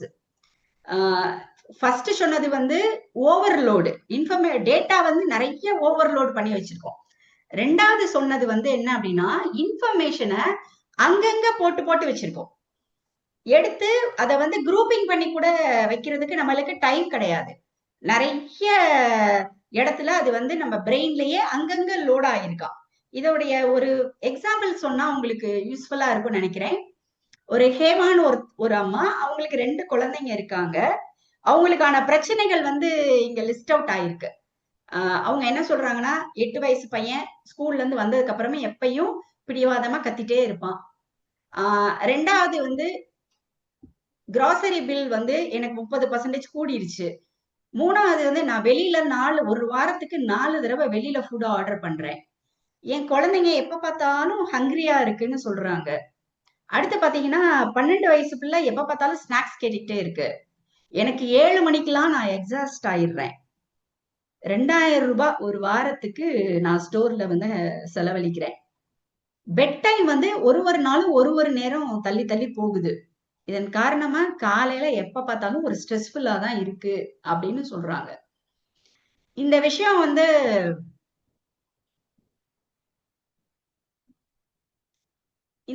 எல்லாமே ஒரு இடத்துல பிரெயின்ல இருந்து வந்திருக்கு. அந்த அம்மா வந்து ஒரு குழந்தை கிராங்கியா இருக்குன்றாங்க, 7 மணிக்கு நான் ஃபெட்டப் ஆயிரேன்றாங்க, 30% ஸ்டோர்ல விலை ஜாஸ்தி ஆயிடுச்சுன்றாங்க. இந்த மாதிரி தனித்தனியா டீல் பண்றாங்க. இத மொத்தமா எப்படி நீங்க பாப்பீங்க? யாராவது எனக்கு ஹெல்ப் பண்ணுங்க. இவங்களுடைய பிரச்சனை என்ன? இது எப்படி மொத்தமா ஒரு பிரெயின் வந்து குரூப்பிங் பண்ணி பார்க்கணும்னா எப்படி பார்க்கணும்? இது என்ன பிரச்சனை? ஒரு நோட்ல எழுதி வச்சுக்கிடணும் எல்லாமே. பெட் எல்லாத்தையும் டைம் ஒரே எல்லாம் நோட்ல எழுதி இல்லம்மா, இப்ப அவங்க சீக்கிரமா எழுதி பெட் கொடுத்துட்டாங்க. டைம் என்னப்பா? சீக்கிரமா தூங்க போயிடணும் நைட்டு சீக்கிரமா தூங்க போயிடணும். ஓகே. அவங்களோட டெய்லி ரொட்டீன் என்ன, அவங்களோட டெய்லி பிளான்ஸ் என்னன்றது அவங்க வந்து பிளான் பண்ணா பிளான்ஸ் வந்து கரெக்ட் பண்ணா எல்லாமே கரெக்ட் ஆயிரும். ஓகே, லட்சுமி பிரியா கொஞ்சம் அலைன் ஆகி வரீங்க. வந்து கன்சோல் பண்ணணும். ஓகே ஓகே மேம், முகமது சாருக்கு ஒரு வாய்ப்பு கொடுப்போம். சொல்லுங்க சார். எஸ் மேம், ஆக்சுவலாக அவங்களோட ஸ்க்ரீன் டைம் வந்து அவங்க கிட்டோட ஸ்க்ரீன் டைமும் அவங்களோட ஸ்க்ரீன் டைமும் எக்ஸ்டெண்ட் ஆகிருக்கான வாய்ப்பு இருக்குது. ஸோ மைட் பி அவங்க அதனால வந்து ஸோ அந்த ரெகுலர் ஹங்க்ரி ப்ளஸ் வந்து அவங்க அந்த ஸ்க்ரீன் டைம் யூஸ் பண்ணுறதுனால they are no time to cook and all, they are ordering in outside. So 30% அதிகமாக இருக்குன்னு சொல்கிறதுமே அவங்க த்ரூ ஆன்லைனில் ஆர்டர் பண்ணுறதுக்கான ரீசனாகவும் இருக்கலாம். இது அவங்க பெட் டைம் சேஞ்ச் ஆனது, ஸ்க்ரீன் டைம் சேஞ்ச் ஆனது அவங்களுக்கு வந்து எக்ஸ்டெண்ட் ஆகுது நைட் பெட் டைம் போறதுக்கான இது. ஓகே, சோ நம்ம இப்ப எல்லாரும் பேசுற மாதிரி priority of work, priority of ரொட்டீன்ல வந்து ப்ரையாரிட்டிஸ் வந்து சேஞ்ச் ஆனதுனால தான் இந்த ப்ராப்ளம் இருக்குன்னு நினைக்கிறேன். ப்ராப்ளம் இருக்கு. ஓகே, இது வந்து தனித்தனியா மூளையில பதிஞ்சிருக்கனால எல்லாருமே தனித்தனியா அத வந்து டீல் பண்றோம். சரிங்களா? இப்போ அந்த டிஸ்கனெக்டட் டாட்ஸ் என்ன அப்படின்னா, ஹேமா வந்து ஒரு இஷ்யூ செப்பரேட்டா டீல் பண்றாங்க. நீங்க நினைச்ச மாதிரியே அவங்க என்ன யோசிக்கிறாங்க அப்படின்னா, கிராசரி காஸ்ட் வந்து விலை கூடிருச்சு, எதுக்காக அவங்க வந்து அவங்க டயர்டா ஃபீல் பண்றாங்க. இந்த சார் சொன்னாங்க இல்லையா, நான் வந்து ஸ்கிரீன் டைம் ஜாஸ்தி ஆயிட்டனால அவங்களுக்கு டைம் கிடைக்கல, அதனால குக் பண்ண முடியல, வெளியில ஆர்டர் பண்றாங்க அதெல்லாம்.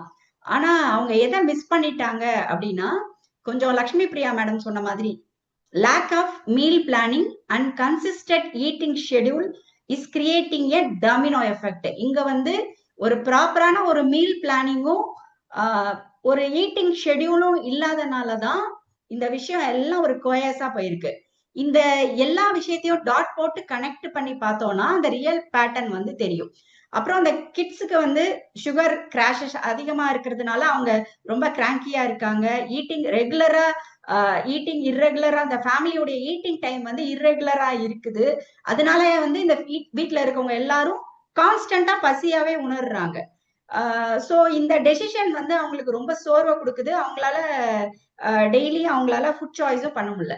இப்போ அதனால அவங்க என்ன பண்றாங்க, அவங்க தவறான முடிவுகளா எடுக்கிறாங்க. ஆனா அவங்க கரெக்டான இம்ப்ளிமெண்ட் பண்ணிருக்கணும் அப்படின்னா என்ன பண்ணணும்னா, வாரத்துல ஒரு நாள் மீல் பிளானிங் வச்சிருக்கணும், கரெக்டான ஸ்நாக் ரொட்டீனை கொடுத்துருந்துருக்கணும், ஃபேமிலியில வந்து ஃபுட் ஸ்ட்ரக்சரும் அந்த டைமுக்கு சாப்பிட்றதையும் கொண்டு வரணும். இந்த 3 விஷயமும் பண்ணுனாங்க அப்படின்னா அவங்களுடைய பிரச்சனை சால்வ் ஆகும். ஆனா என்ன அப்படின்னா, வீட்டுல நடக்கிற எல்லா விஷயமும் ஒரு விஷயம். அதாவது இதை நான் எதுக்கு சொல்ல வந்தேன் அப்படின்னா, டூ மச் இன்ஃபர்மேஷன் நம்ம எல்லா இடத்துல இருந்து வாங்கி வச்சிருக்கோம். ஆனா அதை கனெக்ட் பண்ணி உருப்படியான ஒரு இம்ப்ளிமெண்டேஷனுக்கு கொண்டு போகாம தனித்தனியா டீல் பண்றோம். இப்போ ஒண்ணும் இல்ல, ஒரு வேலைக்கு போறவங்க வாட்டர் சோர்ஸை பத்தி ஒரு டேட்டா கலெக்ட் பண்ணி வச்சிருப்பாங்க, இன்னொரு இடத்துல ஒரு கிராமத்தினுடைய அமைப்பை பத்தி கலெக்ட் பண்ணி வச்சிருப்பாங்க, இன்னொரு இடத்துல ஒரு ஃபேமிலி பேட்டர்னை வச்சு கனெக்ட் பண்ணி வச்சிருப்பாங்க, இன்னொரு இடத்துல ஹெல்த்தை பத்தி கனெக்ட் பண்ணி வச்சிருப்பாங்க.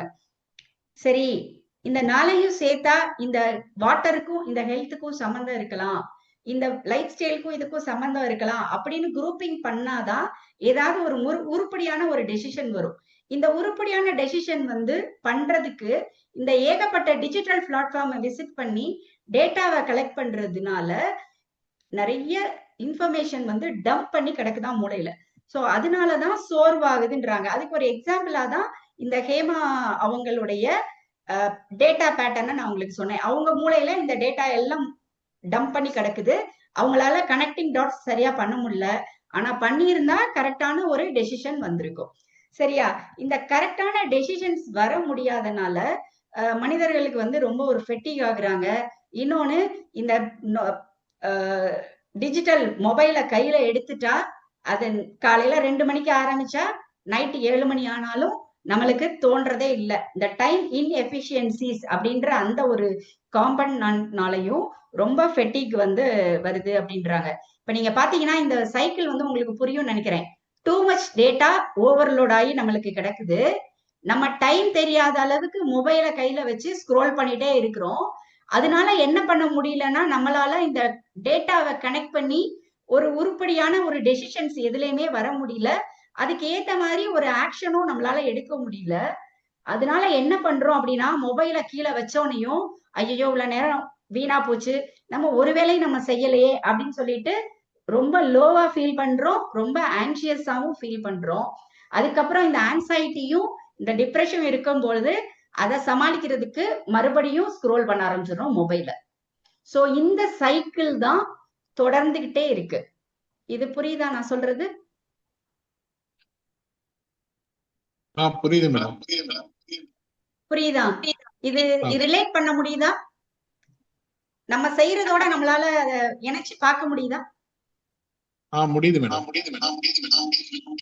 ஓகே, இதுதான் நம்மளுக்கு வந்து மனசோர்வுக்கு காரணம். இதுதான்.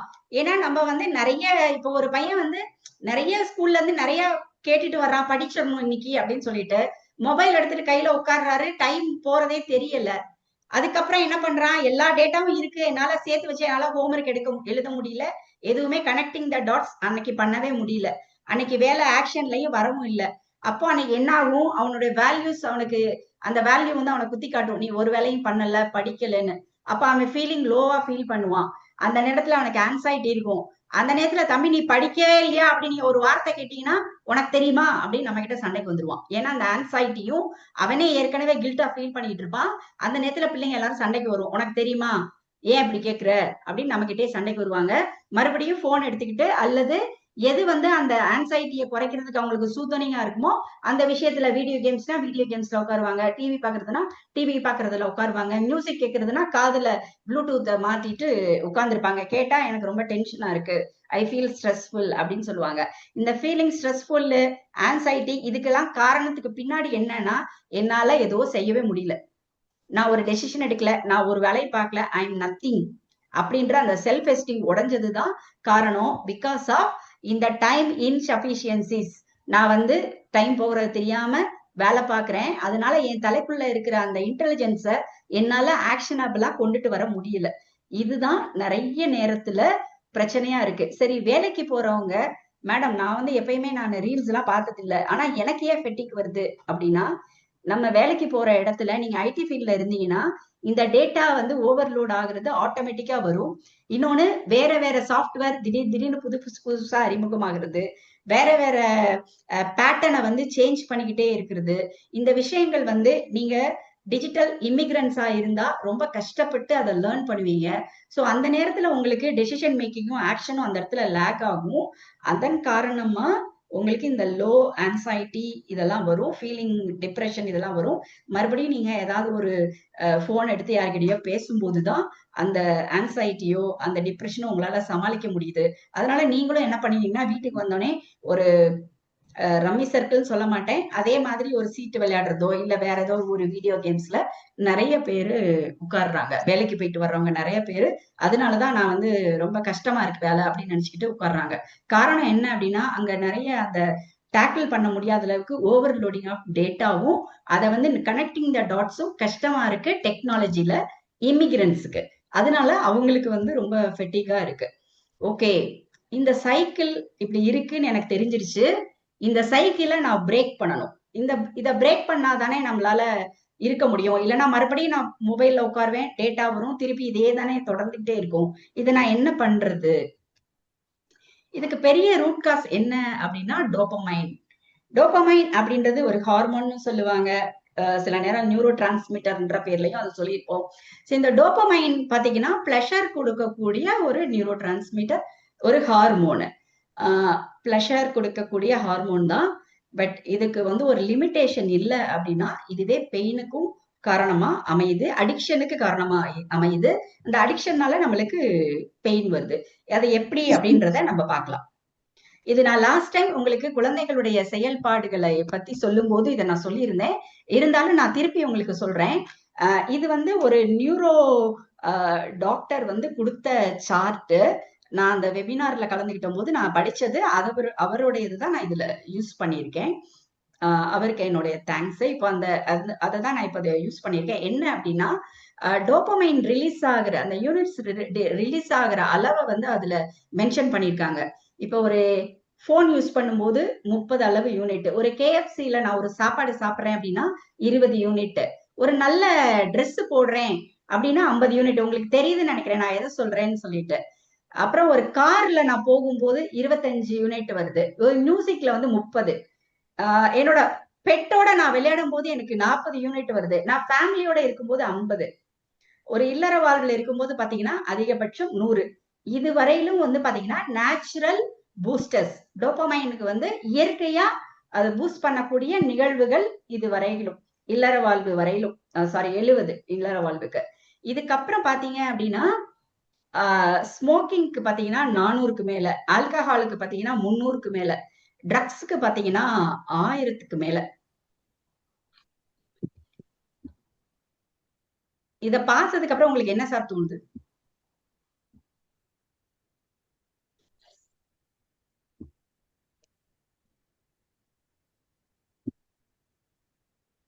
பிரஷர் லெவல் வந்து லிமிட்டை தாண்டி போகுது. எந்த இதுல? லாஸ்ட்ல வர அந்த இதுல 1400 ஆல்கஹால் ட்ரக்ஸ்ல வந்து ரொம்ப அதிகமான யூனிட்ஸ் வந்து பூஸ்டர் வந்து வெளியில வருது நம்ம அதை எடுக்கும் போது. அப்போ இது வந்து ஒரு ஹாப்பினஸ், உற்சாகம் கொடுக்கக்கூடிய ஒரு ஹார்மோன் தானே சொல்றோம். அப்போ ஆல்கஹால் குடிச்சா நல்ல உற்சாகமா தானே இருக்கு. அப்புறம் ஏன் அதை வந்து நம்மளுக்கு உடம்புக்கு கெடுதி, அது சரியில்லை அப்படின்னு நம்ம சொல்றோம்? யாருக்காவது இதை பத்தின ஐடியா?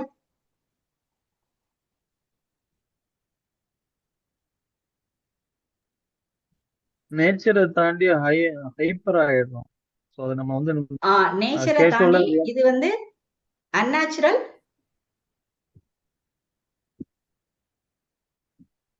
மேம் சொல்லுங்க. அதாவது இந்த ஆல்கஹால், இந்த ட்ரக்ஸ் இதெல்லாம் பாத்தீங்கன்னா வந்து பிசிக்கலி அண்ட் மென்டலி நம்ம வந்து அஃபெக்ட் பண்ற ஒரு விஷயம். ஸோ இது வந்து ஹை டோபமைன் கொடுத்தா கூட பட் பிசிக்கல் மென்டல் ஹெல்த் வந்து இதுல வந்து அஃபெக்ட் ஆகுது சயின்டிபிக்கா. ஸோ சோஷியல் காசும் ப்ராப்ளம் கிரியேட் பண்ணுது அப்படின்னு நினைக்கிறேன். இல்ல நீங்க சொல்றது கரெக்ட் தான். இது மென்டல் ஹெல்த்தையும் அஃபெக்ட் பண்ணும், பிசிக்கல் ஹெல்த்தையும் அஃபெக்ட் பண்ணும். ஏன் அப்படின்னா இப்போ இந்த படத்துல பாத்தீங்க அப்படின்னா டோபமைன் வந்து ரிலீஸ் ஆகும் போது அதனுடைய ரிசப்டார்ஸ் வந்து பிரெயின் வந்து அது ஒர்க் பண்ணும். இப்ப பாத்தீங்க அப்படின்னா இப்ப சமீப காலமா இம்பார்ட்டன்ட் டிஸ்கவரி இந்த ஃபீல்ட் ஆஃப் நியூரோ சயின்ஸ் என்ன அப்படின்னா that pleasure and pain is processed in the same part of the brain. பிரெயினுடைய ஒரே பகுதியில தான் பிளஷரும் பெயினும் ப்ராசஸ் ஆகுது அப்படின்னு சொல்றாங்க. இப்போ நம்ம சாதாரண இயற்கையா பூஸ்டர் ஆகி டோபமைன் வரும்போது அதுக்கு ஏத்த அளவுக்கு நியூரோ டிரான்ஸ்மிட்டர்ஸ் அந்த ரிசப்டார்ஸை வந்து பிரெயின் வந்து கமாண்ட் பண்ணுது அது வர்றதுக்கு. ஸோ அந்த அதுக்கு ஏத்த மாதிரி ரிசப்டார்ஸ் இருக்கனால அந்த இடத்துல பிளஷர் வந்து கிடைக்குது. எப்ப சாப்பாடு நல்ல சாப்பாடு சாப்பிடும் போது, விளையாடும் போது, செல்லப்பிராணி பெட்டோட விளையாடும் போது, இப்பெல்லாம் வந்து இயற்கையா நமக்கு ஒரு உற்சாகம் வருது. இப்போ செயற்கையா ஹைப்பா இருக்குல்ல இந்த ஆல்கஹால் குடிக்கும் போது, ட்ரக் குடிக்கும் போது, அப்போ பிரெயினுக்கு வந்து அந்த பேலன்ஸ் வந்து தவறிது. அந்த அளவுக்கு ரிசப்டார்ஸ் வந்து பிரெயினால அந்த இடத்துல ஈடு கொடுக்க முடியாதனால பிரெயின் வந்து நியூட்ரலை தாண்டி ஆப்போசிட் சைட்ல ஒர்க் ஆக ஆரம்பிச்சது பெயின் ஏரியால. அப்ப இந்த பெயின் ஏரியால ஒர்க் ஆக எப்போ அந்த லைனை தாண்டிடுச்சு அப்படின்ற மாதிரி இருந்துட்டாலே நீங்க ஆல்கஹால் பிளஷருக்காக குடிச்சது போய் ஒரு மாதிரி நியூட்ரல் ஆகுறதுக்காக குடிக்க ஆரம்பிச்சிருவீங்க. ஏன்னா ஆல்கஹால் குடிக்காத இருக்கும்போதோ ட்ரக் யூஸ் பண்ணாத இருக்கும்போதோ என்ன ஆயிரும் அப்படின்னா நம்ம நேரா இருக்க முடியாது, நம்மளுடைய செயல்பாடை நம்மளால கண்ட்ரோல் பண்ண முடியாது, பெயின் ரொம்ப ஜாஸ்தியா இருக்கும். பெயின் மீன்ஸ் என்னன்னா நம்மளால நிதானமா இருக்க முடியாது, கிரேவிங் ஜாஸ்தியா இருக்கும், தலைவலிக்கும், வித்ராயல் சிம்டம்ஸ் நிறைய சொல்லுவோம். அந்த விஷயங்கள் எல்லாம் ஜாஸ்தியா இருக்கும். ஸோ அந்த லைனை கொண்டு வந்து நடுநிலை ஆக்குறதுக்காக திருப்பி குடிச்சே ஆகணும்ன்ற நிலைமைக்கு ஆளாயிருவோம். ஸோ இது வந்து சப்ஸ்டன்ஸ் அபியூஸ்க்கு மட்டும்தானா, டோபமைனுக்கு மட்டும்தானா, அதாவது சாரி ஆல்கஹாலுக்கும் ட்ரக்குக்கு மட்டும்தானா அப்படின்னா அப்படிதான் இல்ல. இப்ப வந்து நேச்சுரல் டோபமைன் இல்லாம அன்நேச்சுரல் டோபமைன் பூஸ்டர்ஸ் அப்படின்றதுக்குள்ள எதெல்லாம் வருதுன்னா சோசியல் மீடியா யூஸ் பண்றது, video games, rummy circle, PUBG இதெல்லாம் விளையாடுறது, ஷோஸ், வெப் சீரிஸ் விடாம, சில கொரியன் சீரிஸ் எல்லாம் சில பிள்ளைங்க எல்லாம் விடாம நைட் பூரா பாக்குறாங்க, அந்த மாதிரி உள்ளது, பொர்னோகிராஃபி பாக்குறது, ஹை சுகர் ஸ்நாக்ஸ் கிரேவிங் இருக்கிறது, அப்புறம் ஸ்டிமுலன்ஸ், காஃபி டீ அளவில்லாம குடிக்கிறது, சுகரி ட்ரிங்க்ஸ் குடிக்கிறது, ஆன்லைன் ஷாப்பிங், அப்புறம் ப்ரௌசிங் விதவுட் பர்ச்சேசிங். எப்ப பார்த்தாலும் ஆன்லைன் ஷாப்பிங் ப்ரௌசிங் பண்ணிட்டே இருப்பாங்க, ஆனா பர்ச்சேஸ் பண்றாங்களா இல்லையான்னு இல்ல. இந்த விஷயங்கள் எல்லாமே அன்நேச்சுரல் டோபமைன் பூஸ்டர்ஸ். இதுவும் என்ன ஆகும் அப்படின்னா அதிக அளவு டோபமைன் ரிலீஸ் கொடுக்குது. ஸோ அந்த நியூட்ரல் பாயிண்டை விட்டு பிரெயின் வந்து ஆப்போசிட் சைட்ல ஒர்க் ஆகிற அளவுக்கு இது ஜாஸ்தி ஆயிருச்சு அப்படின்னா அந்த பெயின்ல இருந்து நீங்க ரிலீவ் ஆகிறதுக்கு மறுபடியும் இந்த விஷயத்த வாட்ச் பண்ணும் போதுதான் நம்மளால கொஞ்சம் நியூட்ரலா, நம்மளால பேலன்ஸ்டா இருக்க முடியுது அப்படின்னு சொல்றாங்க. சோ அதனாலதான் இதுவும் அடிக்ஷனுக்குள்ள போயிருச்சு. இப்ப இந்த விஷயங்கள், இப்ப எழுதியிருக்கிற இந்த விஷயங்கள் எல்லாமே அடிக்ஷனுக்குள்ள போயிருச்சு. அடிக்ஷன் அப்படின்னா என்ன அப்படின்னா நம்மளோட ரெகுலர் ஒர்க்ல இருந்து நம்மள தவிர்த்து கொண்டு போற எல்லா விஷயமுமே அடிக்ஷன் தான். என்னால ரெகுலரா இருக்க வேண்டிய, நான் காலைல எந்திரிக்கிறேன், என்னுடைய காலை கடன் முடிக்கிறேன், வேலைக்கு வரேன், ஈவினிங் போறேன், செய்யற வேலையெல்லாம் செய்யறேன், 8 மணி நேரம் தூங்குறேன், 3 வேளை சாப்பிடுறேன், இந்த ரெகுலர் ஒர்க்ல இருந்து எந்த விஷயம்லாம் என்னைய தவிர்த்து கொண்டு போகுதோ அந்த விஷயம் எல்லாமே அடிக்ஷன் தான். சோ இப்ப நம்ம சொல்ற எல்லா விஷயமுமே பாத்தீங்கன்னா எல்லாமே நம்மளுடைய விஷயத்த தள்ளிதான் கொண்டு போகுது. நீங்க சரி நான் சுகரி ட்ரிங்க்ஸ் குடிக்கிறதுனால என்ன மேடம் தள்ளி கொண்டு போகுது? சுகரி ட்ரிங்க்ஸ் குடிக்கிறதுனால நீங்க 3 வேளை கரெக்டா சாப்பிட மாட்டீங்க, ஸ்நாக்ஸ் அடிக்கடி சாப்பிட்டீங்கன்னா நீங்க சாப்பிட மாட்டீங்க, ஜங்க் ஃபுட் சாப்பிட்டீங்கன்னா ஒழுங்கான பேலன்ஸ்டு ஃபுட் சாப்பிட மாட்டீங்க. சோ மற்ற விஷயங்கள் நான் சொல்லி தெரிய வேண்டியதில்ல, அது எந்த அளவுக்கு உங்களுடைய வாழ்க்கையை சிதைச்சுக்கிட்டு இருக்கு அப்படின்றத நீங்க நிறைய பேர் நேர்ல பார்த்திருப்பீங்க. சோ மத்த எல்லாமே என்ன ஆகுதுன்னா இந்த டோபமைனை ஹைப் பண்ணி விட்டுருது. இன்னொன்னு இங்க வந்து பேரண்ட்ஸ் இருக்கிறதுனால நான் இன்னொன்னு ஒரு விஷயத்தையும் நான் சொல்லிடுறேன். ஆக்சுவலா குழந்தைங்களுக்கு வந்து இப்ப என்னோட வயசுல இருக்கவங்க எல்லாம் அவங்க அம்மா அப்பா என்ன வாங்கி கொடுத்திருப்பாங்க அப்படின்னா அதிகபட்சம் நல்ல பாடத்துல மார்க் எடுத்தோம்னா ஒரு பேனா வாங்கி கொடுப்பாங்க, இல்லைன்னா எங்க வெளில கூட்டிட்டு வருவாங்க. இப்ப பிள்ளைங்களுக்கு என்ன பிரைஸா வாங்கி கொடுக்குறோம் சார்? கிஃப்டா? மொபைல். சாதாரண மொபைலா? ஸ்மார்ட் போன்ஸ் குறைஞ்சது ஒரு 60,000-70,000 தான். அது கூட பரவாயில்ல. 2 லட்சம் ரூபாய் பைக்கு, 17 வயசு பையன் காலேஜை தொட்டவுடனே 2 லட்சம் ரூபாய் பைக்கு, நைக் ஷூ தான் போடுவாங்க, ஜி-ஷாக் வாட்ச் தான் கட்டுவாங்க. சோ அந்த மாதிரி ஒரு பெரிய பெரிய சர்ப்ரைஸ், இதெல்லாம் என்னன்னா அன்நேச்சுரல் டோபமைன் பூஸ்டர்ஸ் தான். இத வாங்கி கொடுத்துட்டே இருக்கும்போது பிள்ளைங்களுக்கு அடுத்து நீங்க இந்த அன்நேச்சுரல் சர்ப்ரைஸ் கொடுத்தாதான் அவன் சந்தோஷமாவே இருப்பான். சாதாரணமா சாப்பாடுக்கும் படிக்க வைக்கிறதுக்கும் நீங்க சூப்பரா அப்படின்னு சொல்றதுக்கும் பிள்ளை வந்து சிரிக்கவே சிரிக்காது. நம்ம சொல்லுவோம், ஏன்னா நான் வந்து ரெகுலர் உனக்கு புது ட்ரெஸ் வாங்கி கொடுத்துருக்கேன், கொஞ்சம் கூட சந்தோஷத்தையே காட்ட மாட்டேங்கல, ட்ரெஸ் தானப்பா அப்படின்னு சொல்லுவாங்க. ஏன்னா அந்த அன்நேச்சுரல் சர்ப்ரைஸ் கொடுத்து நம்ம டோபமைன் அடிக்ஷன்ல கொண்டு போய் வச்சுட்டோம். சோ அந்த அன்நேச்சுரல் திருப்பி நீங்க எப்ப அந்த மாதிரி சர்ப்ரைஸ் குடுக்கலதான் பிள்ளை கண்ணுல வந்து சிரிப்பே வரும். சோ இந்த மாதிரி இருக்கிறவங்க அப்படிலாம் அலர்ட் ஆயிக்கோங்க. அந்த அன்நேச்சுரல் சர்ப்ரைஸ திருப்பி திருப்பி கொடுக்காதீங்க. ஒரு சர்ப்ரைஸ்க்கும் பிள்ளை தே ஹாவ் டு ஏர்ன், அதுக்கு ஏதாவது அவன் ஏர்ன் பண்ணணும், ஏதாவது வேலை பார்த்திருக்கணும், அப்பதான் அதுக்கு நம்ம வாங்கி கொடுக்கணும். அப்பதான் அந்த அன்நேச்சுரல் சர்ப்ரைஸா இல்லாம அது அவன் ஏர்ன்டு சர்ப்ரைஸா இருக்கும்போது இந்த டோபமைன் அடிக்ஷனுக்குள்ள போகாது. சரியா? நான் சொல்றதுல யாருக்காவது மாற்று கருத்து இருக்கா? இல்ல மேடம், கரெக்ட் தான் நீங்க சொல்றீங்க. கரெக்ட் தானே? Okay, thank you.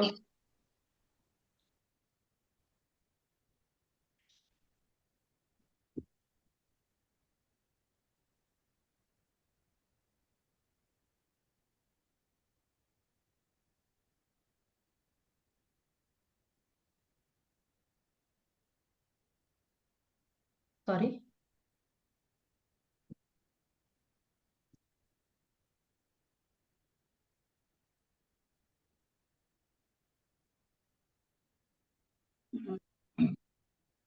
என்னோட ஷேரிங் இதை மாதிரி விட்டுட்டேன். ஓகே. ஸோ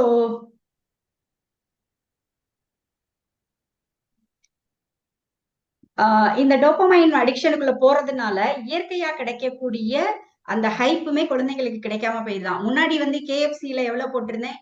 KFC சாப்பிட்டா 20 போட்டிருந்தேன்ல. டோபமைன் வந்து ஹைஜாக் பண்ணதுக்கு அப்புறம் KFC வாங்கி கொடுத்தீங்கன்னா 5 யூனிட் தான் ரிலீஸ் ஆகுதாம்.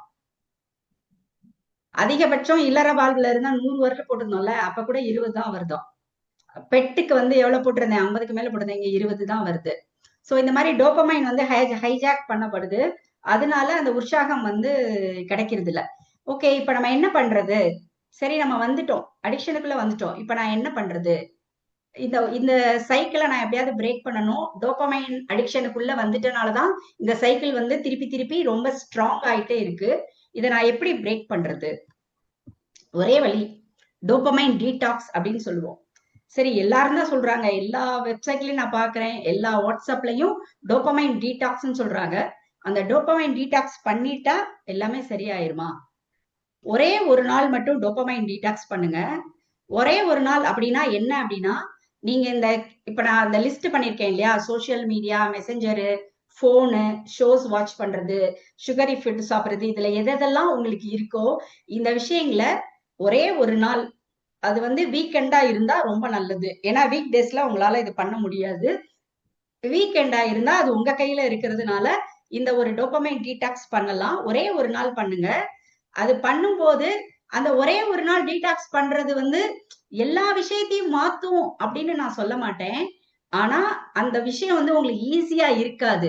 நீங்க வந்து ரொம்ப பிளசண்டா ஃபீல் பண்ண மாட்டீங்க, ரொம்ப ஃப்ரஸ்ட்ரேட்டடா இருப்பீங்க. ஒரு நாளைக்கு போனே தொடக்கூடாது, ஷோ வாட்ச் பண்ணக்கூடாது, சுகரியா சாப்பிடக்கூடாது, பேக்கரி ஐட்டம் சாப்பிடக்கூடாது, இப்படி வச்சிருந்தீங்கன்னு வச்சுக்கோங்களேன், ஒரு மாதிரி ஃப்ரஸ்ட்ரேட்டடா ஃபீல் பண்ணுவீங்க, ரொம்ப ஹெட்ஏக் இருக்கும், எல்லாமே வரும். பட் இட் இஸ் ஓகே, அது உங்களுக்கு நாட் கம்ஃபர்டபுளா இருக்கும். பட் எண்ட் ஆஃப் த டே அந்த டிஸ்கம்ஃபர்ட்லாம் போயிட்டு மறுநாள் காலையில மொபைல் எடுக்கும்போது யூ ஃபீல் எம்பவர்டு. ஒரு நாள் ஃபுல்லா நான் இதை கடந்துட்டேன் அப்படின்ற அந்த ஒரு எம்பவர்டா ஃபீல் பண்ணுவீங்க இருக்கீங்களா, அதுதான் சக்சஸ். அப்ப வந்து ஒரு மாதிரி செல்ஃப் டிசிப்ளின்டா யோசிப்பீங்க. நீங்க யோசிங்களேன், எப்ப வந்து நீங்க மோட்டிவேட்டடா இருப்பீங்க? எப்ப மோட்டிவேட்டடா இருப்பீங்க? செல்ஃப் டிசிப்ளின்டா இருக்கலையா, இல்ல யாராவது வந்து வாழ்த்து சொல்லும் போதா? எது அதிகமா இருக்கும்? Self discipline. எக்ஸாக்ட்லி. செல்ஃப் டிசிப்ளின்டா நம்ம ஒரு நாளை கடத்திட்டோம்னா அன்னைக்கு ரொம்ப மோட்டிவேட்டடா இருப்போம், நம்ம ரொம்ப கான்பிடென்டா இருப்போம். அப்போ வாரத்துல ஒரே ஒரு நாள் நீங்க ட்ரை பண்ணி பாருங்க. ட்ரை பண்ணி பார்க்கணும். இந்த விஷயங்கள் எல்லாத்தையும் நிறுத்தி வச்சுட்டு, அன்னைக்கு ரொம்ப கஷ்டமா தான் இருக்கும், படுத்து தூங்க கூட செய்யுங்க, அதை பத்தி ஒன்றும் பிரச்சனை கிடையாது. ஆனா அன்னைக்கு இரிட்டபிளா இருக்கும், ரொம்ப கோபம் வரும், பிளசண்டா ஃபீல் பண்ண மாட்டீங்க, இதெல்லாம் இருக்கும். ஆனா எண்ட் ஆஃப் த டே அந்த ஒரு நாள் ஒரு சக்சஸை நீங்க ஃபீல் பண்ணிட்டீங்க அப்படின்னா அது உங்க செல்ஃப் ஒர்த்தை கூட்டும், உங்களுடைய கான்பிடன்ஸ கூட்டும். சோ வாரம் ஒரு நாள் அது பண்ணுங்க. அது பண்ணும்போது நான் ரொம்ப இரிட்டேட்டடா நான் ஃபீல் பண்றேன் அப்படின்னும் போது நான் சொல்லி கொடுக்கிற இந்த மைண்ட்ஃபுல்னஸ் மட்டும் செய்யுங்க, சரியா? இப்ப நான் வந்து சொல்றேன் அந்த மைண்ட்ஃபுல்னஸ், அதை நீங்க கொஞ்சம் செய்யுங்க. டைம் ஆயிடுச்சு, பட் இன்னும் ஒரு 5 minutes தான், நான் க்ளோஸ் பண்ணிடுவேன். இப்போ நீங்க எல்லாரும் ஒரு இடத்துல உட்கார்ந்துருக்கீங்க இல்லையா, உங்களை சுத்தி இருக்கிற ஏதாவது ஒரு 3 பொருளை பாருங்களேன். 3 பொருள் பார்த்து உங்களுக்குள்ளே நீங்க சொல்லிக்கோங்க.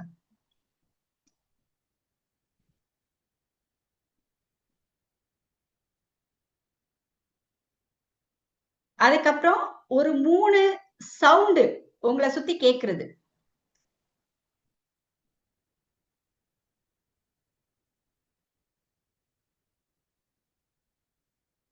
அப்புறம் 3 விஷயம் இப்ப நீங்க ஃபீல் பண்றது. ஃபீல் பண்றதுன்னா என்னன்னா, நான் சில்லுன்னு ஃபீல் பண்றேன், ஒரு மாதிரி அழுத்தமா இருக்கு, நான் உட்கார்ந்துருக்க இடம் நல்லா இல்ல, ரஃபா இருக்கு, ஒரு மாதிரி பிரீஸ் அடிக்கிறதுனால ஒரு மாதிரி சில்லுன்னு இருக்கு, அந்த மாதிரி நீங்க ஃபீல் பண்றது. ஓகே, 3 விஷயம் சொல்லிட்டீங்களா? சொல்ல முடிஞ்சா? கண்ணை திறந்தானே சொல்லணும். சொல்லிட்டீங்களா? சொன்னவங்க மட்டும் சொல்லுங்களேன், சொல்லிட்டீங்களா இல்லையான்னு. அன்வர் சார் சொன்னீங்களா? சொல்றேன் மேடம். ஓகே, தென் இப்ப கண்ணை மூடிக்கோங்க. கண்ணை மூடிட்டு இப்ப என்ன செய்யணும்னா, நீங்க பார்க்க விரும்புற பொருள் 3 விஷயம். பார்க்க விரும்புற பொருள், நிகழ்ச்சி, ஆளு, யாருனாலும் சரி. பார்க்க விரும்புற விஷயம் 3 யோசிச்சுக்கோங்க. சரிங்க மேடம். கேட்க விரும்புற விஷயம் 3 யோசிச்சுக்கோங்க. Okay madam. ஃபீல் பண்ண நினைக்கிற விஷயம் 3.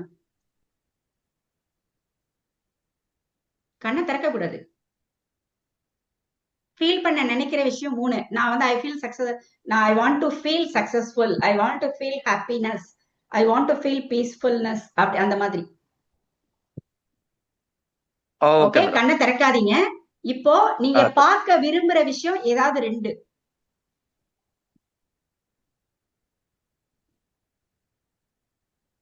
இப்ப நீங்க கேக்குற விரும்புற விஷயம் ஏதாவது 2. Okay madam. என் ஃப்ரெண்டு பாட்டு பாடுறத கேட்கணும், எங்க அம்மா பேசுறத கேட்கணும், அந்த மாதிரி. அடுத்து நான் ஃபீல் பண்ண விரும்புற விஷயம் 2. ஏற்கனவே நினைச்சதே இருக்கலாம், ரிப்பீட் பண்ணிக்கலாம். Okay madam. அடுத்து நான் பார்க்க விரும்புற விஷயம் 1. நான் கேட்க விரும்புற விஷயம் 1. Okay madam. நான் ஃபீல் பண்ண விரும்புற விஷயம் 1. Yes madam. Okay, open your eyes please. இப்போ எஸ் மேடம். இந்த ஒரு 2 மினிட்ஸ் நீங்க மற்ற எல்லா விஷயத்தையும் விட்டுட்டு ஒரு கான்சென்ட்ரேட் ஆகி ஒரே ஒரு விஷயத்தை ஃபோக்கஸ் பண்ண முடிஞ்சிச்சு இல்ல? ஆமா மேடம், கண்டிப்பா. இதுதான் வந்து மைண்ட்ஃபுல்னஸ். மைண்ட்ஃபுல்னஸ்னா நிறைய டிஸ்ட்ராக்ஷனை தாண்டி ஒரு இடத்துல என்னால ஃபோக்கஸ் பண்ணி வர்றதுக்கு பேர் தான் மைண்ட்ஃபுல்னஸ்ன்னு சொல்லுவோம். இந்த விஷயத்த நீங்க என்ன பண்ணலாம் அப்படின்னா, நீங்க அந்த டீடாக்சிஃபிகேஷன் பண்ற அன்னைக்கு யூ ஃபீல் வெரி இரிட்டேஷன், ஒரு மாதிரி நிறைய டிஸ்ட்ராக்ஷன்ஸ்லாம் வரும்போது இதை நீங்க திருப்பி திருப்பி 1 ஹவருக்கு ஒரு தடவை இதை வந்து செய்யலாம். சரியா? சோ அதுக்கப்புறம் வந்து ஏதோ ஒரு, நான் வந்து ஆபீஸ்ல வேலை பாக்குறேன், அதனால திடீர்னு ஒரு இமெயில் வரதான் செஞ்சுச்சு, அதை நான் பார்க்க தான் செய்யணும் அப்படின்னு நீங்க நினைச்சீங்க அப்படின்னா, அந்த இமெயில் வர்றதுக்கு முன்னாடி நீங்க என்ன பண்ணணும் அப்படின்னா, கையில எழுதிக்கணும். இன்னைக்கு டீடாக்சிஃபிகேஷன்ல இருக்கீங்க, 5 மினிட்ஸ் தான் உனக்கு டைம்னு எழுதிட்டு அப்புறமா மொபைல் எடுத்து திருப்பி ஆன்சர் பண்ண ஆரம்பிங்க. அந்த கை அல்லது உங்களுடைய மொபைல்லயே 5 மினிட்ஸ்க்கு அலாரம் வச்சுக்கோங்க. அலாரம், அந்த அலாரம் அடிச்சோடனே அந்த மொபைலை கீழே வைக்கணும்ன்றது உங்களுக்கு தெரியணும். அதுக்காக தான். சரிங்களா? இது வந்து இந்த டைம் இன்எஃபிஷியன்சிஸ குறைக்கும். நீங்க நேரமே தெரியாம பண்ணிட்டே இருக்கீங்கல்ல, அதுக்கு. ஏன்னா திடீர்னு நான் கையில எடுக்க வேண்டிய வந்துச்சு, அது அப்படியே 1 மணி நேரம் உட்காந்துட்டேன், அதனால இன்னைக்கான டீடாக்சிஃபிகேஷன் வந்து எனக்கு முடிஞ்சிருச்சு அப்படின்னு நீங்க சொல்லக்கூடாது. இதையும் ஒரு டிப்ஸ் வச்சு நீங்க அதுக்கும் இடையில வந்து என்ன பண்ணிக்கலாம், அதுக்கு ஒரு முட்டுக்கட்டை வச்சுக்கலாம், அதுக்கு ஒரு எண்டு வச்சுக்கலாம், லிமிடேஷன். அடுத்ததா பாத்தீங்க அப்படின்னா, ஏன் நம்ம டிஜிட்டல் மீடியால அதிகமா இருக்கோம் அப்படின்னா லைக்ஸ் வாங்குறதுக்காக தான். சோ இந்த லைக்ஸ் வாங்குறதுக்கான விஷயங்களை வந்து நம்ம வீட்லயும் செய்ய ஆரம்பிக்கலாம், ஃபேமிலி டைமா. இப்ப நீங்க எல்லாரும் நிறைய கார் போட்டோ, ட்ரெயின் எல்லாம் பாக்குறீங்கல்ல? ஆமா மேடம். ஓகே, இதுக்கு அடுத்து பாத்தீங்கன்னா நிறைய பைக் எல்லாம் இருக்கு. இப்ப இந்த கார்ல பாத்தீங்க அப்படின்னா இந்த மாதிரி சில போட்டோஸ் எல்லாம் எடுத்துக்கிடலாம். எனக்கு வந்து இந்த கார்ல இதோடைய முன்பக்கம் இருக்கிற கண்ணாடி பிடிச்சிருக்கு, இதோடைய சக்கரம் பிடிச்சிருக்கு, இதுல பாத்தீங்கன்னா இந்த பைக்குடைய முகப்பு பிடிச்சிருக்கு, இத 2ஐயும் கலந்து நான் ஒரு புதுமையான ஒரு வெஹிக்கிள் உண்டாக்கலாம்னு நினைக்கிறேன்னு சொல்லிட்டு உட்கார்ந்து செஞ்சதுல இது ஒரு புதுமையான வெஹிக்கிள். சரியா? இதுக்கு பேர் என்னது? சில பேருக்கு தெரிஞ்சிருக்கலாம். இந்த வெஹிக்கிள் வந்து லேண்ட், ஏர், வாட்டர்ல போகும், ரினியூவபிள் எனர்ஜி சோர்சஸ் இருக்கு, இது வந்து ஒரு மாடுலர் டிசைன், அந்த மாதிரி எல்லாம் நான் இதுக்கு ஒரு பேர் வைப்பேன். இதுக்கு பேர் வந்து டிசைன் திங்கிங் சொல்லுவாங்க. என்ன அப்படின்னா, ஒரு விஷயத்த நான் உருவாக்கும் போது ரொம்ப மனசுல உற்சாகம் வரும். அப்படித்தானே சார்? யாருக்காவது கேள்விப்பட்டிருக்கீங்களா? நீங்களே ஒரு விஷயத்த உருவாக்கும் போது ரொம்ப உற்சாகம் வரும். கண்டிப்பா மேடம். ஆமா அந்த கண்டிப்பா எஸ் மாதிரி மேம். வீட்ல ஃபேமிலியா உட்கார்ந்து இந்த மாதிரி சில விலங்குகள் பறவைகள் இந்த விஷயத்த வச்சு இப்போ காக்காவோட பீக்கு கிளியோடைய இறக்கை அப்புறம் ஜிராஃபியோட காலு இதெல்லாம் சேர்த்து ஒரு அனிமல் நான் கிரியேட் பண்றேன். இந்த மாதிரி கிரியேட்டிவா நம்ம மைண்ட வந்து திங்கிங் ப்ராசஸ்க்குள்ள வம்பா கொண்டு போறது. இதெல்லாம் உண்மையா இருக்குமா, இதெல்லாம் பிராக்டிக்கலா இருக்குமா, அதெல்லாம் கேள்வியே கேட்காதீங்க. புதுசா நான் ஒரு கிரியேஷரை உண்டு பண்றேன், அந்த மாதிரி அது வந்து அனிமலா இருக்கலாம் இல்ல வேற எந்த பொருளாவும் இருக்கலாம். அந்த மாதிரி create your own bed, create your own vehicle. இந்த விஷயம்லாம் நான் எதுக்கு சொல்றேன்னா, அந்த டீடாக்ஸ் பண்ணும்போது நம்மளுடைய மைண்ட வந்து இந்த கிரியேட்டிவ்னஸ்க்கு இந்த மைண்ட்ஃபுல்னஸ்க்கு கொஞ்சம் செலுத்தணும் அப்படின்னா, இந்த கனெக்டிங் த டாட்ஸ் இருக்குல்ல, நீங்க நிறைய டேட்டாவா தலையில வச்சிருக்கீங்கல்ல, அதெல்லாம் கனெக்டிங் த டாட்ஸ் மாதிரி அது எல்லாமே குரூப்பிங் ஆகும். அந்த குரூப்பிங் ஆகும் போது you can reset your mind. அது வந்து என்ன ஆகும் அப்படின்னா, உங்களை ஏதாவது ஒரு டெசிஷன் எடுக்கிறதுக்கு வைக்கும். சோ அதுக்கப்புறம் என்ன பண்ணலாம்னா, 1 டே டீடாக்சிபிகேஷனை 3 days மாத்தலாம். இல்லங்க 3 daysலாம் பாசிபிலிட்டி இல்ல அப்படின்னு நினைக்கிறவங்க 1 டேல இருந்து மத்த டேஸ்ல வந்து ஒரு 2 hours நான் வந்து டீடாக்சிபிகேஷன் பண்ணுவேன், இல்ல ஒரு 3 hours நான் டீடாக்சிபிகேஷன் பண்ணுவேன் அப்படின்னு எடுத்து கூட்டிட்டே வரலாம். சரி, இதனால என்ன பண்ண முடியும் அப்படின்னு நினைக்கிறீங்க அப்படின்னா, திருப்பி நான் சொல்றேன், அந்த டேட்டாவை டம்ப் பண்ணி வச்சிருக்க டேட்டா எல்லாமே ஒரு குரூப்பிங்க்கு வந்து அது இன்டெலிஜென்ஸா உங்களுக்கு அப்ளிகேஷனுக்கு அது ஹெல்ப் பண்ணும். அப்ப இந்த மனச்சோர்வுன்றது அந்த உங்களுக்கு வராது. அதாவது டிஜிட்டல்னால வரக்கூடிய மனச்சோர்வு வராது. சோ மனச்சோர்வு வரல அப்படின்னா நீங்க போய் சும்மா போய் ரீல்ஸ் இப்படியே ஸ்க்ரால் பண்ணிட்டே உட்கார்ந்து அப்படியே ட்ரூல் பண்ணிட்டே இருப்பீங்கல்ல ரீல்ஸ், அதெல்லாம் பண்ண மாட்டோம். யூடியூப ஓட விட்டுட்டு நம்ம பாட்டுக்கு பார்த்துட்டு இருக்கோம்ல, அதை பார்க்க மாட்டோம். சரியா? இன்னொரு ஒரு பெரிய விஷயம், லைக்ஸ். எல்லாரும் ஃபேண்டசியா தானே லைக் வாங்கிட்டு இருந்தாங்க. நேரடியா லைக் வாங்குறதுக்கு குடும்பத்தோட போய் சோசியல் ரெஸ்பான்சிபிலிட்டி ஆக்டிவிட்டிஸ்ல ஈடுபடணும். ஒரு கார்டனிங்கோ இல்ல ஒரு கிளீனிங் ஒர்க்கோ இல்ல ஒரு விளையாட்டோ அல்லது கிட்ஸ்க்கான ஹவுஸ் ஹோல்டு சோர்ஸோ இந்த மாதிரியான விஷயங்களை சேர்ந்து செய்யும் போது ரியல் டைம் லைஃப்ஸ் வந்து கிடைக்கும். அப்ப அவங்க அதை அனுபவிக்கும் போது அவங்களுமே இந்த டீடாக்சிபிகேஷனுக்கு ரெடி ஆவாங்க. சோ இந்த எப்பயுமே உங்களுக்கு இந்த டேட்டா நீங்க நிறைய எடுத்து தலையில வச்சிருக்கிறதுனாலயும் அதை இம்ப்ளிமெண்டேஷனுக்கு கொண்டு போகாதனாலதான் பயங்கரமான ஒரு அடிக்ஷனுக்கு நம்ம போறோம். ஏன்னா அந்த மனச்சோர்வு வருது. அந்த மனச்சோர்வு காரணமா தான் அடிக்ஷனுக்கு போறோம். நம்ம வந்து போய் அடிக்கடி வீடியோ கேம்ஸ் விளையாடுறது எல்லாமே செய்யறோம். சோ அந்த டேட்டா டம்ப் பண்ணி வச்சிருக்கத குரூப்பிங் பண்ணி ஒரு உபயோகமா செயல்படுத்திட்டோம் அப்படின்னா மனசோர்வு தானா ட்ரெயின் ஆயிரும். அதுக்கு உங்களுக்கு டீடாக்ஸ் பண்றதும் பிளஸ் இந்த சோசியல் ரெஸ்பான்சிபிலிட்டியில ஈடுபடுறதும் நமக்கு ரொம்ப ஹெல்ப்ஃபுல்லா இருக்கும். இன்னொன்னு, குடும்பத்தோட இந்த சோசியல் ரெஸ்பான்சிபிலிட்டிக்குள்ள போறது வந்து குழந்தைங்களுக்கு நிறைய எக்ஸ்ப்ளோர் பண்றதுக்கும் எக்ஸ்போஷர் கிடைக்கிறதுக்கும் வழிவகுக்கும். நான் வந்து இப்ராஹிம் சார் மூலமா கேள்விப்பட்டேன். சில ஃபேமிலியில குடும்ப தலைவர் தவறுனதுக்கு அப்புறம் அந்த ஃபேமிலியில இருக்கவங்களுக்கு மற்ற எந்த தகவலுமே தெரியாம ரொம்ப கஷ்டப்பட்டாங்கன்னு. அந்த நிலை வந்து எனக்கு ரொம்ப சங்கடமா ஃபீல் ஆச்சு. இந்த மாதிரி ஒரு ஆக்டிவிட்டி எல்லாம் இருக்கும்போது அந்த குடும்பத்துல இருக்கவங்க எல்லாருமே எம்பவர்டா இருப்பாங்க. எல்லா தகவல்களும் தெரிய ஆரம்பிக்கும். அப்போ வந்து ஒருத்தர் தவறி இன்னொருத்தர் வாழணும்ன்ற நிலை வரும்போதும் அந்த குடும்பம் வந்து கீழே விழாம நல்லபடியாவே வாழும். சோ இந்த விஷயத்தோட இன்னொரு ஒரு முக்கியமான விஷயம் ஃபேமிலி ரூல்ஸ். ஃபேமிலி ரூல்ஸ் அப்படின்றது இந்த டிஜிட்டல் டீடாக்ஸ், இந்த சோசியல் ரெஸ்பான்சிபிலிட்டி, இதை தவிர டே டு டே விஷயங்கள், இந்த மாதிரி ஃபேமிலி ரூல்ஸ் போடணும். இந்த வீட்டுல கவுச்சில குதிக்க கூடாது, கத்தக்கூடாது, அடுத்தவங்களுக்கு ரெஸ்பெக்ட் கொடுத்துதான் பேசணும். இந்த விஷயத்துல அப்பா அம்மால இருந்து எல்லாரும் உள்ள வரணும்.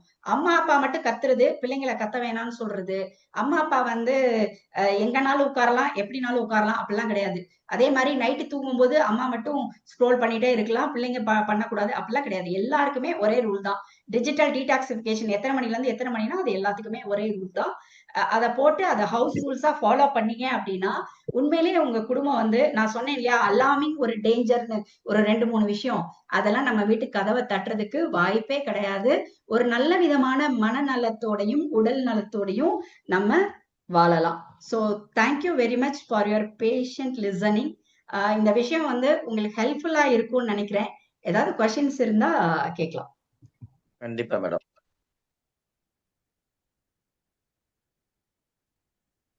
மிக்க நன்றி வெண்ணிலா ma'am.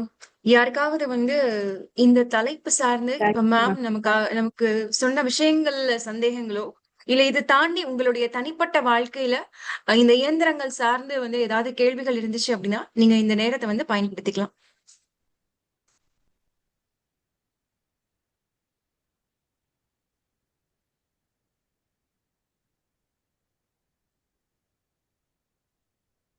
Hello ma'am, I have one question. சொல்லுங்க மேம். இப்போ வந்து இந்த சோஷியல் ஒர்க் ஃபீல்டில் இப்போ நான் ஒர்க் பண்ணுறேன். இப்போ இதில் பார்த்தீங்கன்னா வந்துட்டு சில சமயம் வந்துட்டு நம்மளோட பர்சனல் டைமிங்கில் சில கால்ஸ் வருது. ஃபார் இப்போ நான் யூத்தோட ஒர்க் பண்ணுறேன். அவங்க வந்து காலேஜ்லாம் போயிட்டு ஒரு 9 o'clock மேலே ஃப்ரீயாக கால் பண்ணுறாங்க. மேபி சில நேரங்கள்ல அது எமர்ஜென்சி சுச்சுவேஷனா கூட இருக்கும். அவங்க பர்சனலா சில விஷயங்கள் அஃபெக்ட் ஆயிருவாங்க, அந்த மாதிரி கால் பண்றாங்க. ஸோ அதனால நம்ம வந்து அதை கால் அட்டன் பண்ணணும் அப்படிங்கறது நினைக்கிறோம். 10 o'clock மேல 11 o'clock 1 o'clock வரைக்கும் கூட கால் வந்திருக்குது. ஸோ அது வந்து அடுத்து ஒரு ஒரு 1 hourக்கு நம்மளுக்கு அந்த மைண்ட்ல அந்த இஷ்யூ வந்து இருக்குது. சரி, நம்ம மொபைலே எடுக்கக்கூடாதுன்னு நினைச்சாலும் அது வருது. பட் ஆனா அவங்க சைடும் வந்துட்டு எல்லா நேரங்களிலும் எமர்ஜென்சிக்காக கால் பண்றதும் இல்லை. அதையும் நான் ஐடென்டிஃபை பண்ணேன். அப்ப அத வந்து அவங்கள்ட்டயும் நம்ம டிசிப்ளின் கொண்டு வர வேண்டியது இருக்கு. நீங்க எப்போ வந்து ஒருத்தவங்களுக்கு பர்சனல் டைம் கால் பண்ணணும் அப்படிங்கிறது, அதை எப்படி கண்ட்ரோல் பண்றதுன்னு தெரியல. இன் ஆர் ஃபீல்டு ஆக்சுவலா சோஷியல் ஒர்க் ஃபீல்ட்ல இருக்கனாலே சரி, கவுன்சிலர் இதுலயும் சொல்றேன் நானு, கிளையண்ட் கிட்ட வந்து டிபெண்டன்சியை வளர்க்கக்கூடாதுமா. நிறைய 1 மணிக்கு கால் பண்ணி எமர்ஜென்சினா அது நிச்சயமா வந்து ஏதோ உயிர் போற விஷயமா இருந்தா மட்டும்தான். அதுலயும் 1 மணிக்கு நீங்க எங்க போய் என்ன பண்ணுவீங்க? ஜஸ்ட் ஒரு கோஆர்டினேஷன் ஒர்க் தான் நீங்க பண்ண முடியும். ரொம்ப அதாவது நீங்களே சொல்றீங்க அது ரொம்ப இம்பார்ட்டன்ட் ஒர்க்காவும் இல்லாம இருக்கு சில நேரங்கள்ல அப்படின்னு சொல்லிட்டு ரொம்ப டிபெண்டன்சி கொடுக்காதீங்க. இன்னொன்னு, இந்த டைமிங்க்கு மேல டெக்ஸ்ட் மட்டுமே அலௌடு அப்படின்றத நீங்க கொஞ்சம் கொஞ்சமா எஜுகேட் பண்ணுங்க. உங்களுடைய இதுல அது என்ன சொல்றது, உங்களுடைய ஏரியால நீங்க எந்த ஏரியால யாருக்காக ஒர்க் பண்றீங்களோ அந்த பாப்புலேஷன்ல வந்து லக்ஷ்மி பிரியா இந்த நேரத்துக்கு அப்புறம் வந்து டெக்ஸ்ட்ல வந்து பதில் சொல்லுவாங்க அப்படின்னு சொல்லி போடுங்க. அதே மாதிரி சண்டேவாது எனக்கு உங்களை பர்சனலா தெரியும்ன்றதுனால சொல்றேன், நீங்க ஹெல்த்லயும் அஃபெக்ட் ஆகுறீங்க. அதனால ஒரு நாள் வந்து ஃபேமிலி டைம் கட்டாயமா எடுத்துதான் ஆகணும். இன்னொன்னு, உங்களோட செகண்ட் லைன் ஒருத்தரை டெவலப் பண்ணுங்க. நீங்க இல்லைன்னா இன்னொரு ஆள்கிட்ட போய் அவங்க போய் நிக்கணும். அந்த ஒரு ஹெல்ப்புக்கு யார போலாம் அப்படின்றதையும் உருவாக்குனீங்கன்னா உங்களுக்கு இது வந்து அழகா சமாளிக்கலாம். Okay ma'am, thank you. தேங்க்யூ. இல்ல இப்ப நீங்க சொன்ன மாதிரி இந்த மொபைல் இது வந்து இப்ப நான் வந்து என்னோட பையனுக்கு பார்த்தா கூட ஆக்சுவலா அதை நானுமே பண்றேன். இப்ப ஒன்ஸ் இப்ப வந்து நான் ஏதாவது ஒரு படிக்கணும், ஏதாவது ஒரு கோர்ஸ் இது பண்றோம்னு சொல்லி ஒரு ஏதாவது எஜுகேஷன் ரிலேட்டடா, சில சமயம் என்டர்டைன்மெண்ட்டும் பார்ப்போம். எஜுகேஷன் ரிலேட்டடா பார்க்கும்போது ஒரு டெய்லி ஒரு 1 hour 2 hours வந்து மீடியால வந்து ஸ்பெண்ட் பண்ற மாதிரி அதுவே வந்து கஷ்டமா இருக்குது. இப்ப நம்ம படிக்கிற ரிலேட்டடா கூட இப்ப நான் ரீசெண்டா ஒரு கோர்ஸ் ஜாயின் பண்ணிருந்தேன், கெரியர் கைடன்ஸ்னு. சோ அதுக்கு வந்து ஒரு டெய்லி வந்து ஒரு 2 hours ஸ்பெண்ட் பண்ணும்போது அதுவே ஃபெட்டிக்கா இருக்கு, ஆன்லைன்ல அட்டன் பண்ற கிளாஸ் கூட அப்படின்னு எனக்கு தோணுது இப்ப. இல்ல, ஏன்னா ஆன்லைன்ல நம்ம அப்படி நேருக்கு நேரா பாக்குறோம் இல்லையா? இது வந்து நீங்க இன் பர்சனா உட்கார அப்படி நிறைய கண்ணிலேயே பார்த்துட்டு இருக்க மாட்டோம். அது வந்து நம்மள வந்து அஃபெக்ட் பண்ணது அப்படின்னு தான் சொல்றாங்க இப்போ உள்ள ரிசர்ச்ல. அது ஒரு காரணமா இருக்கும். இன்னொன்னு, உங்களுடைய அந்த ஒர்க்கிங் டைம் இதெல்லாம் த்ரெஷோல்டு போயிடுச்சு அப்படின்னா ஃபெட்டிக் வரதான் செய்யும். Yes ma'am, I plan according to நீங்க சொன்ன மாதிரி அந்த பிளானிங்ல வந்து பார்க்கலாம். Okay, thank you. அன்வர் சார் எதுவும் சொல்லணுமா? இல்ல மேடம், அதான் நீங்க சொன்ன மாதிரிதான் மேடம். பர்டிகுலர் இப்ப வந்து ஒரு டைமிங் நம்ம ஃபிக்ஸ் பண்ணிக்கிறணும். இப்ப ஏறக்குறைய நம்ம 10 o'clock ஸ்லீப்பிங் டைம்க்கு போறோம்னா கண்டிப்பா அந்த 10 o'clock மொபைலை க்ளோஸ் பண்ணி வச்சிடணும். அதை கண்டினியூவா பண்ணா நல்லா இருக்கும். நான் என்னோட கூட அது வீட்ல இருக்க எல்லாருக்கும் ஃபேமிலி ரூல்ஸா கொண்டு வந்து ஸ்ட்ரக்சர்டா பண்ணிருங்க. பண்ணலாம் மேடம். இப்ப என்னோட ரூம்மேட்டுக்கு நான் அதான் சொல்லுவேன். கண்டிப்பா நான் அவங்களை வந்து டிஸ்டர்ப் பண்ண மாட்டேன், ஜஸ்ட் அட்வைஸ் பண்ணுவேன். நான் மணி 10:30 ஆயிடுச்சு, நீங்க மொபைல வந்து நான் சைத்தான் தான் சொல்லுவேன், டெவில்னு சொல்லுவேன் நானு. அந்த சைத்தான் எடுத்து வைங்க, தூங்குங்க. அப்படிதான் நான் அட்வைஸ் பண்ணிட்டு வர்றேன் இதுவரை நான். அந்த மாதிரி உங்களோட ஐடியா வந்து கரெக்ட் மேடம். ஒரு பர்டிகுலர் அந்த 1 or 2 days நமக்கு வந்து கொஞ்சம் டிஸ்டர்பன்ஸா இருக்கும். அதை கண்டினியூ பண்ணிட்டோம்னா அது ஃப்ரீ ஆயிரும் நம்ம. Thank you sir. Thank you madam. Okay, இங்க நிறைய பெற்றோர் இருப்பீங்க.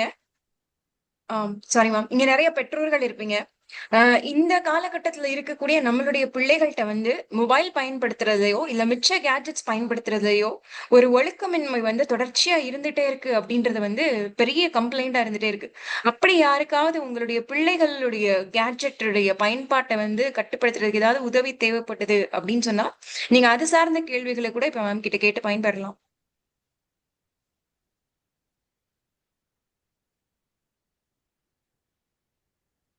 மேம், இந்த மொபைலை வந்து நம்ம நைட் டயத்துல பெட் டயத்துல கூட யூஸ் பண்ணிட்டே இருக்காங்க அப்படின்ற ஒரு பெரிய கம்ப்ளைண்ட் ஸ்டூடெண்ட்ஸ்ட வந்து இருக்குது, நம்ம சில்ட்ரன்ட்ட வந்து. ஆமா. அப்ப இந்த பெட் டைம்ல வந்து பெட்ரூம்குள்ள மொபைலை அலோவ் பண்ணக்கூடாது, அட்லீஸ்ட் அந்த படுக்கிற அறையில இருந்து அதை வெளியில வச்சுட்டு தான் உள்ள வந்து இருக்கணும் அப்படின்னா. ஏன்னா அந்த தூக்கத்துல கூட எந்திரிச்சு அதை பாக்குறது, அந்த அந்த ஒரு ஹேபிட் இருந்துட்டே இருக்கு சில்ட்ரன்ட்ட வந்து. ஒரு லைட் அந்த நோட்டிபிகேஷன் வர சவுண்டு கேட்கும், உடனே டிஸ்டர்பன்ஸ் ஆவாங்க, உடனே எந்திரிச்சு பாக்குறாங்க. காலைல எந்திரிச்ச உடனே நீங்க சொன்ன மாதிரி அந்த மொபைல தான் முடிக்கிறது. அப்ப அந்த அதை வந்து வெளியில வச்சுட்டு அவங்க பண்ணணும், அந்த ரூம்க்கு வெளியில வச்சிடணும். அதை வந்து அவங்க பெட்ரூம்ல இருந்து வெளியில வச்சுட்டு அத படுக்கலாம் அத அப்படின்னு. வைக்கும் அதை போது எப்படி யாரால எஜுகேட் வைக்க முடியும்? அவங்க அடிக்ஷன்ல இருக்காங்க அப்படின்னு அர்த்தம். இன்னொன்னு அந்த ஸ்லீப் டைம் வந்து அஃபெக்ட் ஆச்சு அப்படின்னாலே அவங்க மன அழுத்தம்குள்ள வந்துருவாங்க. இன்னொன்னு என்ன அப்படின்னா அதுக்கு காரணம் வந்து மொபைல் அந்த பிஹேவியரா பாக்குறத விட அவங்க மனநலம் வந்து அவங்களுக்கு இயல்பா இல்ல, அவங்க ஏதோ ஒரு பதட்டத்துல இருப்பாங்க அல்லது ரெஸ்ட்லெஸ்னஸா இருந்தாதான் அந்த சின்ன சின்ன விஷயத்துக்கும் டக்கு டக்குன்னு எந்திரிச்சு ரெஸ்பான்ஸ் பண்ணுவாங்க. இம்பல்ஸா, அதாவது உடனே ரியாக்ஷன் கொடுக்குறோம்ல ஒரு நோட்டிபிகேஷனுக்கு. இப்ப நீங்களும் நானும் ஒரு நோட்டிபிகேஷனுக்கு டக்குன்னு எடுத்து பார்ப்போமா? பார்க்க மாட்டோம் இல்லையா? யாரெல்லாம் ரெஸ்ட்லெஸ்ஸா இருக்காங்களோ ப்ரீ ஆக்குபைடா இருக்காங்களோ அவங்கதான் என்ன பண்ணுவாங்கன்னா ஒரு நோட்டிபிகேஷனுக்கும் எடுத்து பார்ப்பாங்க. நீங்களுமே பாருங்க, ஒரு பதட்டத்துல இருக்கையில தான் அந்த விஷயத்துல டிஸ்ட்ராக்ட் ஆகி போய் பார்ப்பீங்க. சோ அந்த மாதிரி இருந்தாங்கன்னா அவங்க என்ன பதட்டத்துல இருக்காங்க, அவங்களுக்கு என்ன விஷயம் அவங்களுக்கு இப்ப தேவைப்படுது, ஏன் ஏதாவது பயத்துல இருக்காங்களா அப்படின்னு அந்த இமோஷனை தான் அட்ரஸ் பண்ணணும். அப்புறம் தான் அந்த பிஹேவியர் வந்து சரியாகும். நம்ம பிஹேவியரை பிடிச்சு வைக்கும் போது அந்த இமோஷன் வந்து ஓவர்வெல்மிங்கா வரையில அவன் வந்து ரொம்ப அக்ரெசிவா பிஹேவ் பண்ண ஆரம்பிப்பான். Okay, thank you ma'am. Thank you ma'am.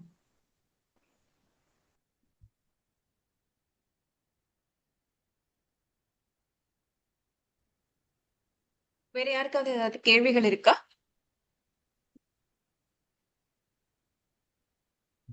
உங்களுக்கு கேள்விகள் கேட்க சங்கடமா இருந்துச்சுன்னா நீங்க சாட்ல கூட உங்களோட क्वेश्चन போடலாம். இல்ல, இன்னொரு ஒரு சின்ன क्वेश्चन நானு. சொல்லுங்க. ஆக்சுவலா இப்ப வந்து இப்ப நம்ம ஒரு ஏஜ்டு வரும்போது போன் யூஸ் பண்றோம், எல்லாம் பண்றோம். இப்ப வந்து சில பேரண்ட்ஸுக்கு என்ன மேடம் சொல்ல நினைக்கிறீங்க? நியூ பார்ன் பேபி ஒரு 1 இயர் 2 இயர் ஸ்டார்டிங்லயே வந்து இப்ப மொபைல கொடுக்க ஆரம்பிச்சிடறாங்க அவங்க. இல்ல அதான் சொல்றேன் சார், அந்த பெற்றோர்களுக்கு வந்து நான் வந்து அம்மா அப்பான்னு 2 பேரும் பிரிச்சுலாம் சொல்ல மாட்டேன். பெற்றோர்களுக்கு வந்து குழந்தைகளை கையாளுறதுக்கான திறன் கம்மி ஆகும் போது இத கொடுத்து அவங்க சமாளிக்கிறாங்க. அவங்களோட இயலாமையினாலதான் அது வருது.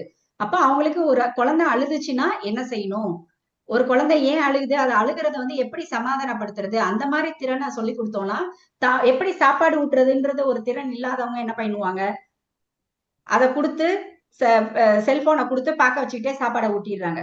அந்த ஒரு பொறுமை இல்லாம இருக்கிறது, அந்த அம்மாவுக்கோ அப்பாவுக்கோ பொறுமை இல்லாம இருக்கிறது, அதை கையாள தெரியலன்னும் போதுதான் இந்த போன் வந்து அவங்களுக்கு ரொம்ப ஹெல்ப்ஃபுல்லா இருக்கு. சோ அந்த திறனை வந்து அவங்களுக்கு பெரியவங்க சொல்லி கொடுக்கலாம். இல்ல பெரியவங்க இல்லாம இருக்கிறாங்க அப்படின்னா அவங்க பக்கத்துல உள்ளவங்களோட ஹெல்ப்பை வாங்கலாம், அல்லது ஒரு கைடன்ஸ் கூட யாராவது எக்ஸ்பர்ட் கிட்ட வந்து அவங்க வாங்கலாம். வாங்கினா இந்த விஷயத்த ஆரம்பத்துல இருந்தே தடுத்துடலாம். அதான் madam. Okay, thank you madam. Thank you. கடைசி ஒரு கேள்விக்கான நேரம் இருக்கு. யாருக்காவது கேள்விகள் இருந்தா நீங்க கேட்கலாம். மேடம் சொல்லுங்க சார். இப்ப நம்ம பிள்ளைகள்ட்ட வந்து செல்போனை வந்து கண்ட்ரோல் பண்ணிட்டோம். ஆனா இப்ப அந்த ஃப்ரெண்ட்ஸ் சர்க்கிள்ல பழைய நினைவுகளை அது மற்ற பிள்ளைகள் ஊட்டும் போதோ அல்லது நம்ம அத்தா அம்மா நம்மளை பார்க்க மாட்டேங்கிறாங்கன்னு நம்ம பிள்ளைகள் நினைக்கும் போது அவங்களுக்கு என்ன சொல்யூஷன் கொடுக்கலாம் மேடம்? சார், பிள்ளைங்க வந்து அந்த மாதிரி கேட்பாங்க. அதுக்குதான் சொன்னேன், அவங்களுக்கு வந்து இன்னொரு விஷயத்த அதை ரீப்ளேஸ் பண்ணணும். சோசியல் ரெஸ்பான்சிபிலிட்டியோ நீங்களா சேர்ந்து போய் இந்த போன் மூலமா கிடைக்கிற விஷயத்த நீங்க வெளியில கொடுக்கலாம். இன்னொன்னு, எதையுமே 0 ஃப்ரீ, அதாவது அந்த என்வரைன்மெண்ட்டுக்குள்ளே அவங்க அந்த டெக்னாலஜியை அவங்க கையில கொடுக்க மாட்டேன் அப்படின்னு 0% எங்கேயுமே கொண்டாந்து நிறுத்த முடியாது. எப்படியும் ஒரு ஸ்கூல்ல வந்து ஒரு ஹோம்ஒர்க் பாக்குறதுக்காக அவங்க கையில நம்ம கொடுத்துதான் ஆகுறோம். அப்ப அதுக்கான லிமிடேஷன்ஸை கொடுத்து அதுக்கு அவங்க ஏர்ன் பண்ணணும். இந்த நாள்ல இந்த ஹவுஸ் ஹோல்டு வேலை பூரா செஞ்சா நான் 2 மணி நேரம் போன் கொடுக்குறேன், அந்த மாதிரி வாரத்துல ஒரு நாள் அது வந்து அதுக்கு அவங்க ஏர்ன் பண்ணணும். அதை வந்து அவங்க கிஃப்டா அவங்க வாங்கணும். அதை கிஃப்ட் மீன்ஸ் ஒரு விஷயத்துக்கு பிரைஸா வாங்கணும். அந்த மாதிரி ஒரு பேட்டர்னை கொண்டு வந்துட்டீங்க அப்படின்னா மொபைல் வந்து அடிக்ஷன் ஆகிறதுக்கு வாய்ப்பு இல்லை. இப்ப என்கிட்ட ஒரு பேரண்ட் கேட்டாங்க இன்ஸ்டாகிராம் அப்ப அந்த பாப்பா வந்திருந்தாங்க. அப்ப நான் சொன்னேன் அவளுக்கு வந்து இன்ஸ்டாகிராம் சொல்லி கொடுக்கறதோட சேர்ந்து ஏன் பிளாக் ஆரம்பிச்சு நீ எழுதுமா அப்படின்னு சொன்னேன். அவ பிளாக் எழுத ஆரம்பிச்சா. சோ நம்ம அதுக்குள்ளேயும் எதை இன்ட்ரோடியூஸ் பண்ணி விடுறோன்றது இருக்குல்ல. சோ பிளாக் எழுத ஆரம்பிக்கிறது, அப்புறம் அவ டிராவல் பண்ணிட்டு வந்தோடனே ஒரு பிபிடி அது ரிலேட்டடா போடுவா. சோ அந்த மாதிரி போட ஆரம்பிக்கும் போது அவங்களும் டெக்னாலஜி பண்றாங்க. ஆனா அதுல பாசிட்டிவ் வேல அதை எடுத்துட்டு போறதுக்கும் நம்ம ஹெல்ப் பண்ணலாம். நம்ம கையில எதையுமே கொடுக்க கூடாது, நில்லா வச்சுக்கணும் அப்படின்றது நான் சொல்லல. அதனாலதான் ஃபர்ஸ்ட் ஸ்லைட்லயே சொன்னேன் டெக்னாலஜி தவறு கிடையாது அப்படின்னு சொல்லிட்டு. மற்ற ஃப்ரெண்ட்ஸ் சர்க்கிள்ல அவங்க நான் அப்படி பண்றேன் இப்படி பண்றேன், அதாவது முன்னாடி உள்ள அதை அவங்க தூண்டப்படலாம்ல. நான் இந்த சீரியஸ் பார்த்துட்டு இருந்தேன், இப்ப என்ன இனி விட்டுட்டேன் பெருசா அப்படின்னு ஒரு, அதாவது ஒரு மன சோர்வுக்கு அவங்க திருப்பி தாழ்வு மனப்பான்மை ஏற்படாத அளவுக்கு ஃப்ரெண்ட்ஸ் சர்க்கிள்ல பேசிக்கிட்டாங்கன்னா அவங்களுக்கு என்ன சொல்லி சொல்லுங்க சார்? அந்த தாழ்வு மனப்பான்மை வந்து நீங்க ஃபேமிலி டைம் பண்ணையில பேலன்ஸ் பண்ணிடலாம் சார். ஆனா நீங்க டிஜிட்டல்ல கொடுத்து அதுல வரக்கூடிய மனச்சோர்வு வந்து நீங்க வெளியில கொண்டு வரது கஷ்டம். நீங்க அந்த தாழ்வு மனப்பான்மையில இருக்கும் போது வேற வேற இயற்கையான டோபமைன் பூஸ்டர்ஸை கொடுத்து அவங்கள வந்து நல்லாவே கொண்டு வந்துடலாம். வேற வேற விஷயங்களை அவங்களுக்கு அறிமுகப்படுத்தி அவங்கள ஈஸியா கொண்டு வந்துடலாம்.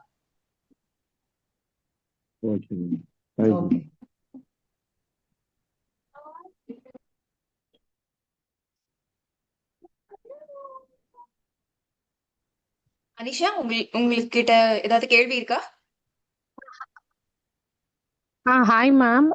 இப்ப பெரியவங்களுக்காண்டி இந்த டோபமைனை வந்து நம்ம கண்ட்ரோல் பண்றதுக்கு ஒரு மைண்ட் எக்ஸசைஸ் மாதிரி சொன்னீங்களா மேம்?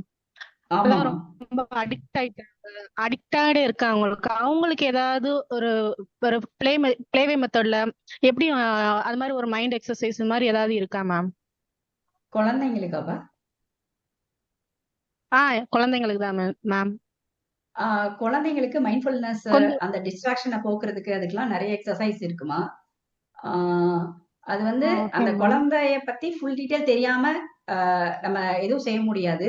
நீங்க மைண்ட்ஃபுல்னஸ்ன்னு சொல்லிட்டு போய் நீங்க நெட்லயே பார்க்கலாம். அல்லது ஒரு தடவை நீங்க எங்க உள்ளவங்க, ஒருவேளை நீங்க ரொம்ப வெளியில உள்ளவங்க அப்படின்னா ஆன்லைன்ல வந்து ஒரு தடவை பேசுங்க. நான் உங்களுக்கு தனியா உங்களுக்கு கன்சல்டேஷன் பண்ணி கொடுக்குறேன். சரியா? Okay ma'am. Thank you ma'am. Okay, இந்த நிகழ்வை நிறைவு செஞ்சிடலாம்னு நினைக்கிறேன். பிரதர் இப்ராஹிம், சரி, நல்லது, முடிச்சுக்கலாம். ஃபினிஷ் பண்ணிக்கலாமா? முடிச்சுக்கலாம். ஓகே, மிக்க நன்றி சகோதர சகோதரிகளா. உங்களுக்கு அன்பும் உறவுகளும் ஆன்லைன்ல இல்ல அப்படின்ற இந்த நிகழ்வு வந்து கண்டிப்பா ஏதாவது ஒரு கட்டத்துல வந்து உங்களுக்கு பயனுடையதா இருக்கும். இதுல வந்து ஏறத்தாழ 20க்கும் மேற்பட்ட தகவல் ரொம்ப அழகா நிதானமா மனசுல பதிகிற மாதிரி எடுத்து சொன்னாங்க. 20 தகவல்களையும் எடுத்துட்டு போய் வாழ்க்கையில நடைமுறைப்படுத்தலன்னா கூட ஒரே ஒரு விஷயம், உங்களை எது உறுத்துதோ, உங்களுக்கு எது துன்பத்தை கொடுத்துட்டு இருக்கோ, இந்த கேட்ஜெட் பயன்பாட்டுகள் மூலமா அதை சரி செய்வதற்கான வாய்ப்பா இதை நீங்க பயன்படுத்திக்கணும் அப்படின்றது என்னுடைய வேண்டுகோள். ஒரு அழகான ஆங்கில பழமொழி சொல்லுவாங்க, a journey of 1000 miles begins with a single step. அப்ப வாழ்க்கையில இருக்கக்கூடிய ஒரு வருடத்துல இருக்கக்கூடிய 365 நாள் நான் டோபமைன் டீடாக்சிபிகேஷனை நடைமுறைப்படுத்தலனா கூட மாசத்துல ஒரே ஒரு நாளாவது இந்த முயற்சியை செய்யறதற்கான முதல் படி எடுத்து வைக்கும் போது இது அசாத்தியம் இல்ல, சாத்தியம்தான் அப்படின்றத மனசுல பதிஞ்சுக்கணும்.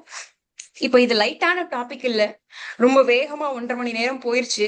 இது ஏன் கனமான டாபிக் அப்படின்னு சொன்னா, உயிரற்ற இயந்திரங்களோட உறவாடிட்டே இருக்கிறதுனால உயிருள்ள மனிதர்களை கவனிக்க தவறிடுறோம். அதனால பெரும்பாலான வீடுகள் வீடுகளா இல்லாம விடுதிகளா மாறிட்டு இருக்கு. அதனாலதான் பெற்றோர்கள் கூட இணைப்போட அன்போட இருக்க வேண்டிய குழந்தைகள் கேட்ஜெட்டோட பிணைப்புகளோட வாழக்கூடிய அவல நிலை ஏற்பட்டுட்டு இருக்கு. இது மாறணும் அப்படின்ற நிலை வேணும் அப்படின்னா ஒவ்வொரு மனிதரும் முதல்ல மாற்றத்தை என்கிட்ட இருந்து ஆரம்பிக்கிறேன் அப்படின்ற அடித்தளத்தை மனசுல பதிச்சுக்கணும். அன்பான சகோதரிகளா, கடைசி ஒரு விஷயம் என்ன அப்படின்னா, பூமியில வாழக்கூடிய ஒவ்வொரு உயிரினத்துக்கும் ஒரு உரிமை இருக்கு. அதே மாதிரி நம்ம உடல்ல இருக்கக்கூடிய ஒவ்வொரு உறுப்புக்கும் ஒரு உரிமை இருக்கு. கண்ணுக்கு அதோடைய உரிமை அதை சேதப்படுத்தாம சரியான முறையில பயன்படுத்துறது. அதே மாதிரி கை, கால், ஒவ்வொரு மூளை, எல்லா உறுப்புக்கும் உரிமை இருக்கு. அந்த உரிமையை சரியாக நிறைவேற்றணும் அப்படின்னு சொன்னா உயிரில்லாத இந்த எந்திரங்களை அளவோட பயன்படுத்தி அதோடைய பயனை அடையக்கூடிய மனிதர்களாக மாறணும் அப்படின்னு நான் உங்க எல்லாத்தையும் வேண்டுகோள் விடுத்துக்கிறேன். கடைசியாக, தன்மானத்தை இழக்காத கண்ணியமான வாழ்க்கை வாழ்வதற்கு இயந்திரங்களின் பயன்பாட்டை சரியான முறையில் கையாள வேண்டும் அப்படின்ற இந்த செய்தியோட இந்த அமர்வை நிறைவு செய்ய, யாருக்காவது ஏதாவது சந்தேகங்கள் இருந்தாலோ இல்ல யாருக்காவது ஏதாவது இமோஷனல் சப்போர்ட் தேவைப்பட்டாலோ பிரதர் இப்ராஹிம் குரூப்ல நம்பர் ஷேர் பண்ணுவாங்க. உங்களுக்கு கவுன்சிலிங் சப்போர்ட்டோ கைடன்ஸோ தேவைப்பட்டா நீங்க எங்களை அணுகலாம். இதே மாதிரி இன்னொரு நிகழ்வுல ஒரு பயனுள்ள தலைப்புல எல்லாம் சந்திப்போம். வாய்ப்பளித்தமைக்கு மிக்க நன்றி.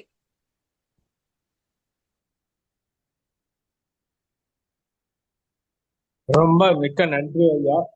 Thank you ma'am.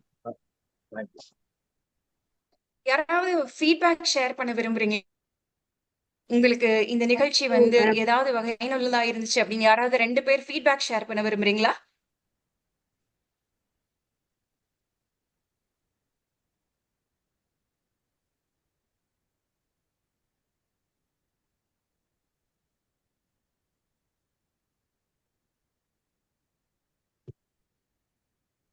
சொல்லுங்க லட்சுமி பிரியா.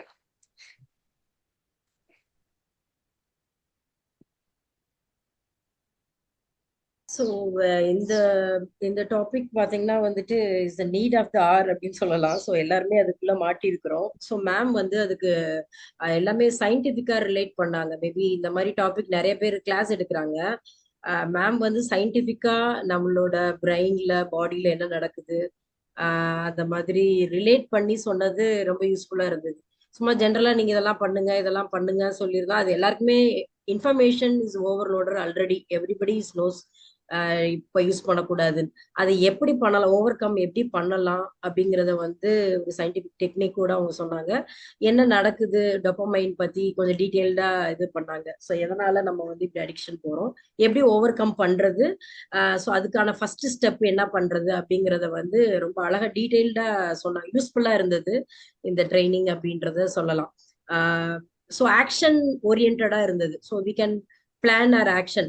ஸோ இதுக்கு எப்படி பண்ணலான்றது ஆக்ஷன் பண்றதுக்கான ஒரு வழியை ஒரு ஃபெசிலிட்டேட் பண்ணியிருக்கிறாங்க இந்த ட்ரைனிங்ல அப்படிங்கிறது சொல்லலாம். Thank you so much ma'am and thank you so much for who are all organise this programme. Thank you. Thank you Lakshmi.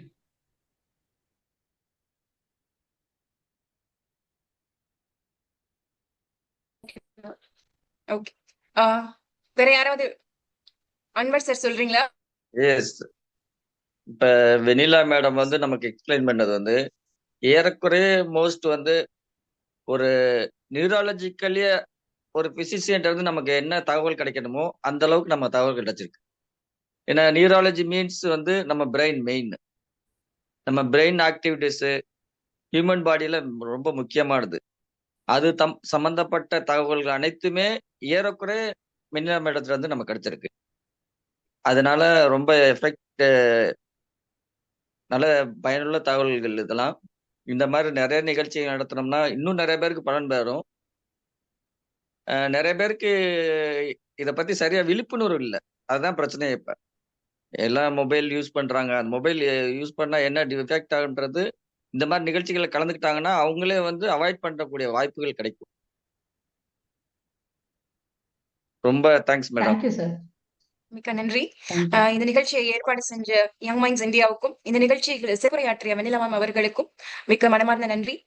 நிகழ்வு செஞ்சுக்கலாம்.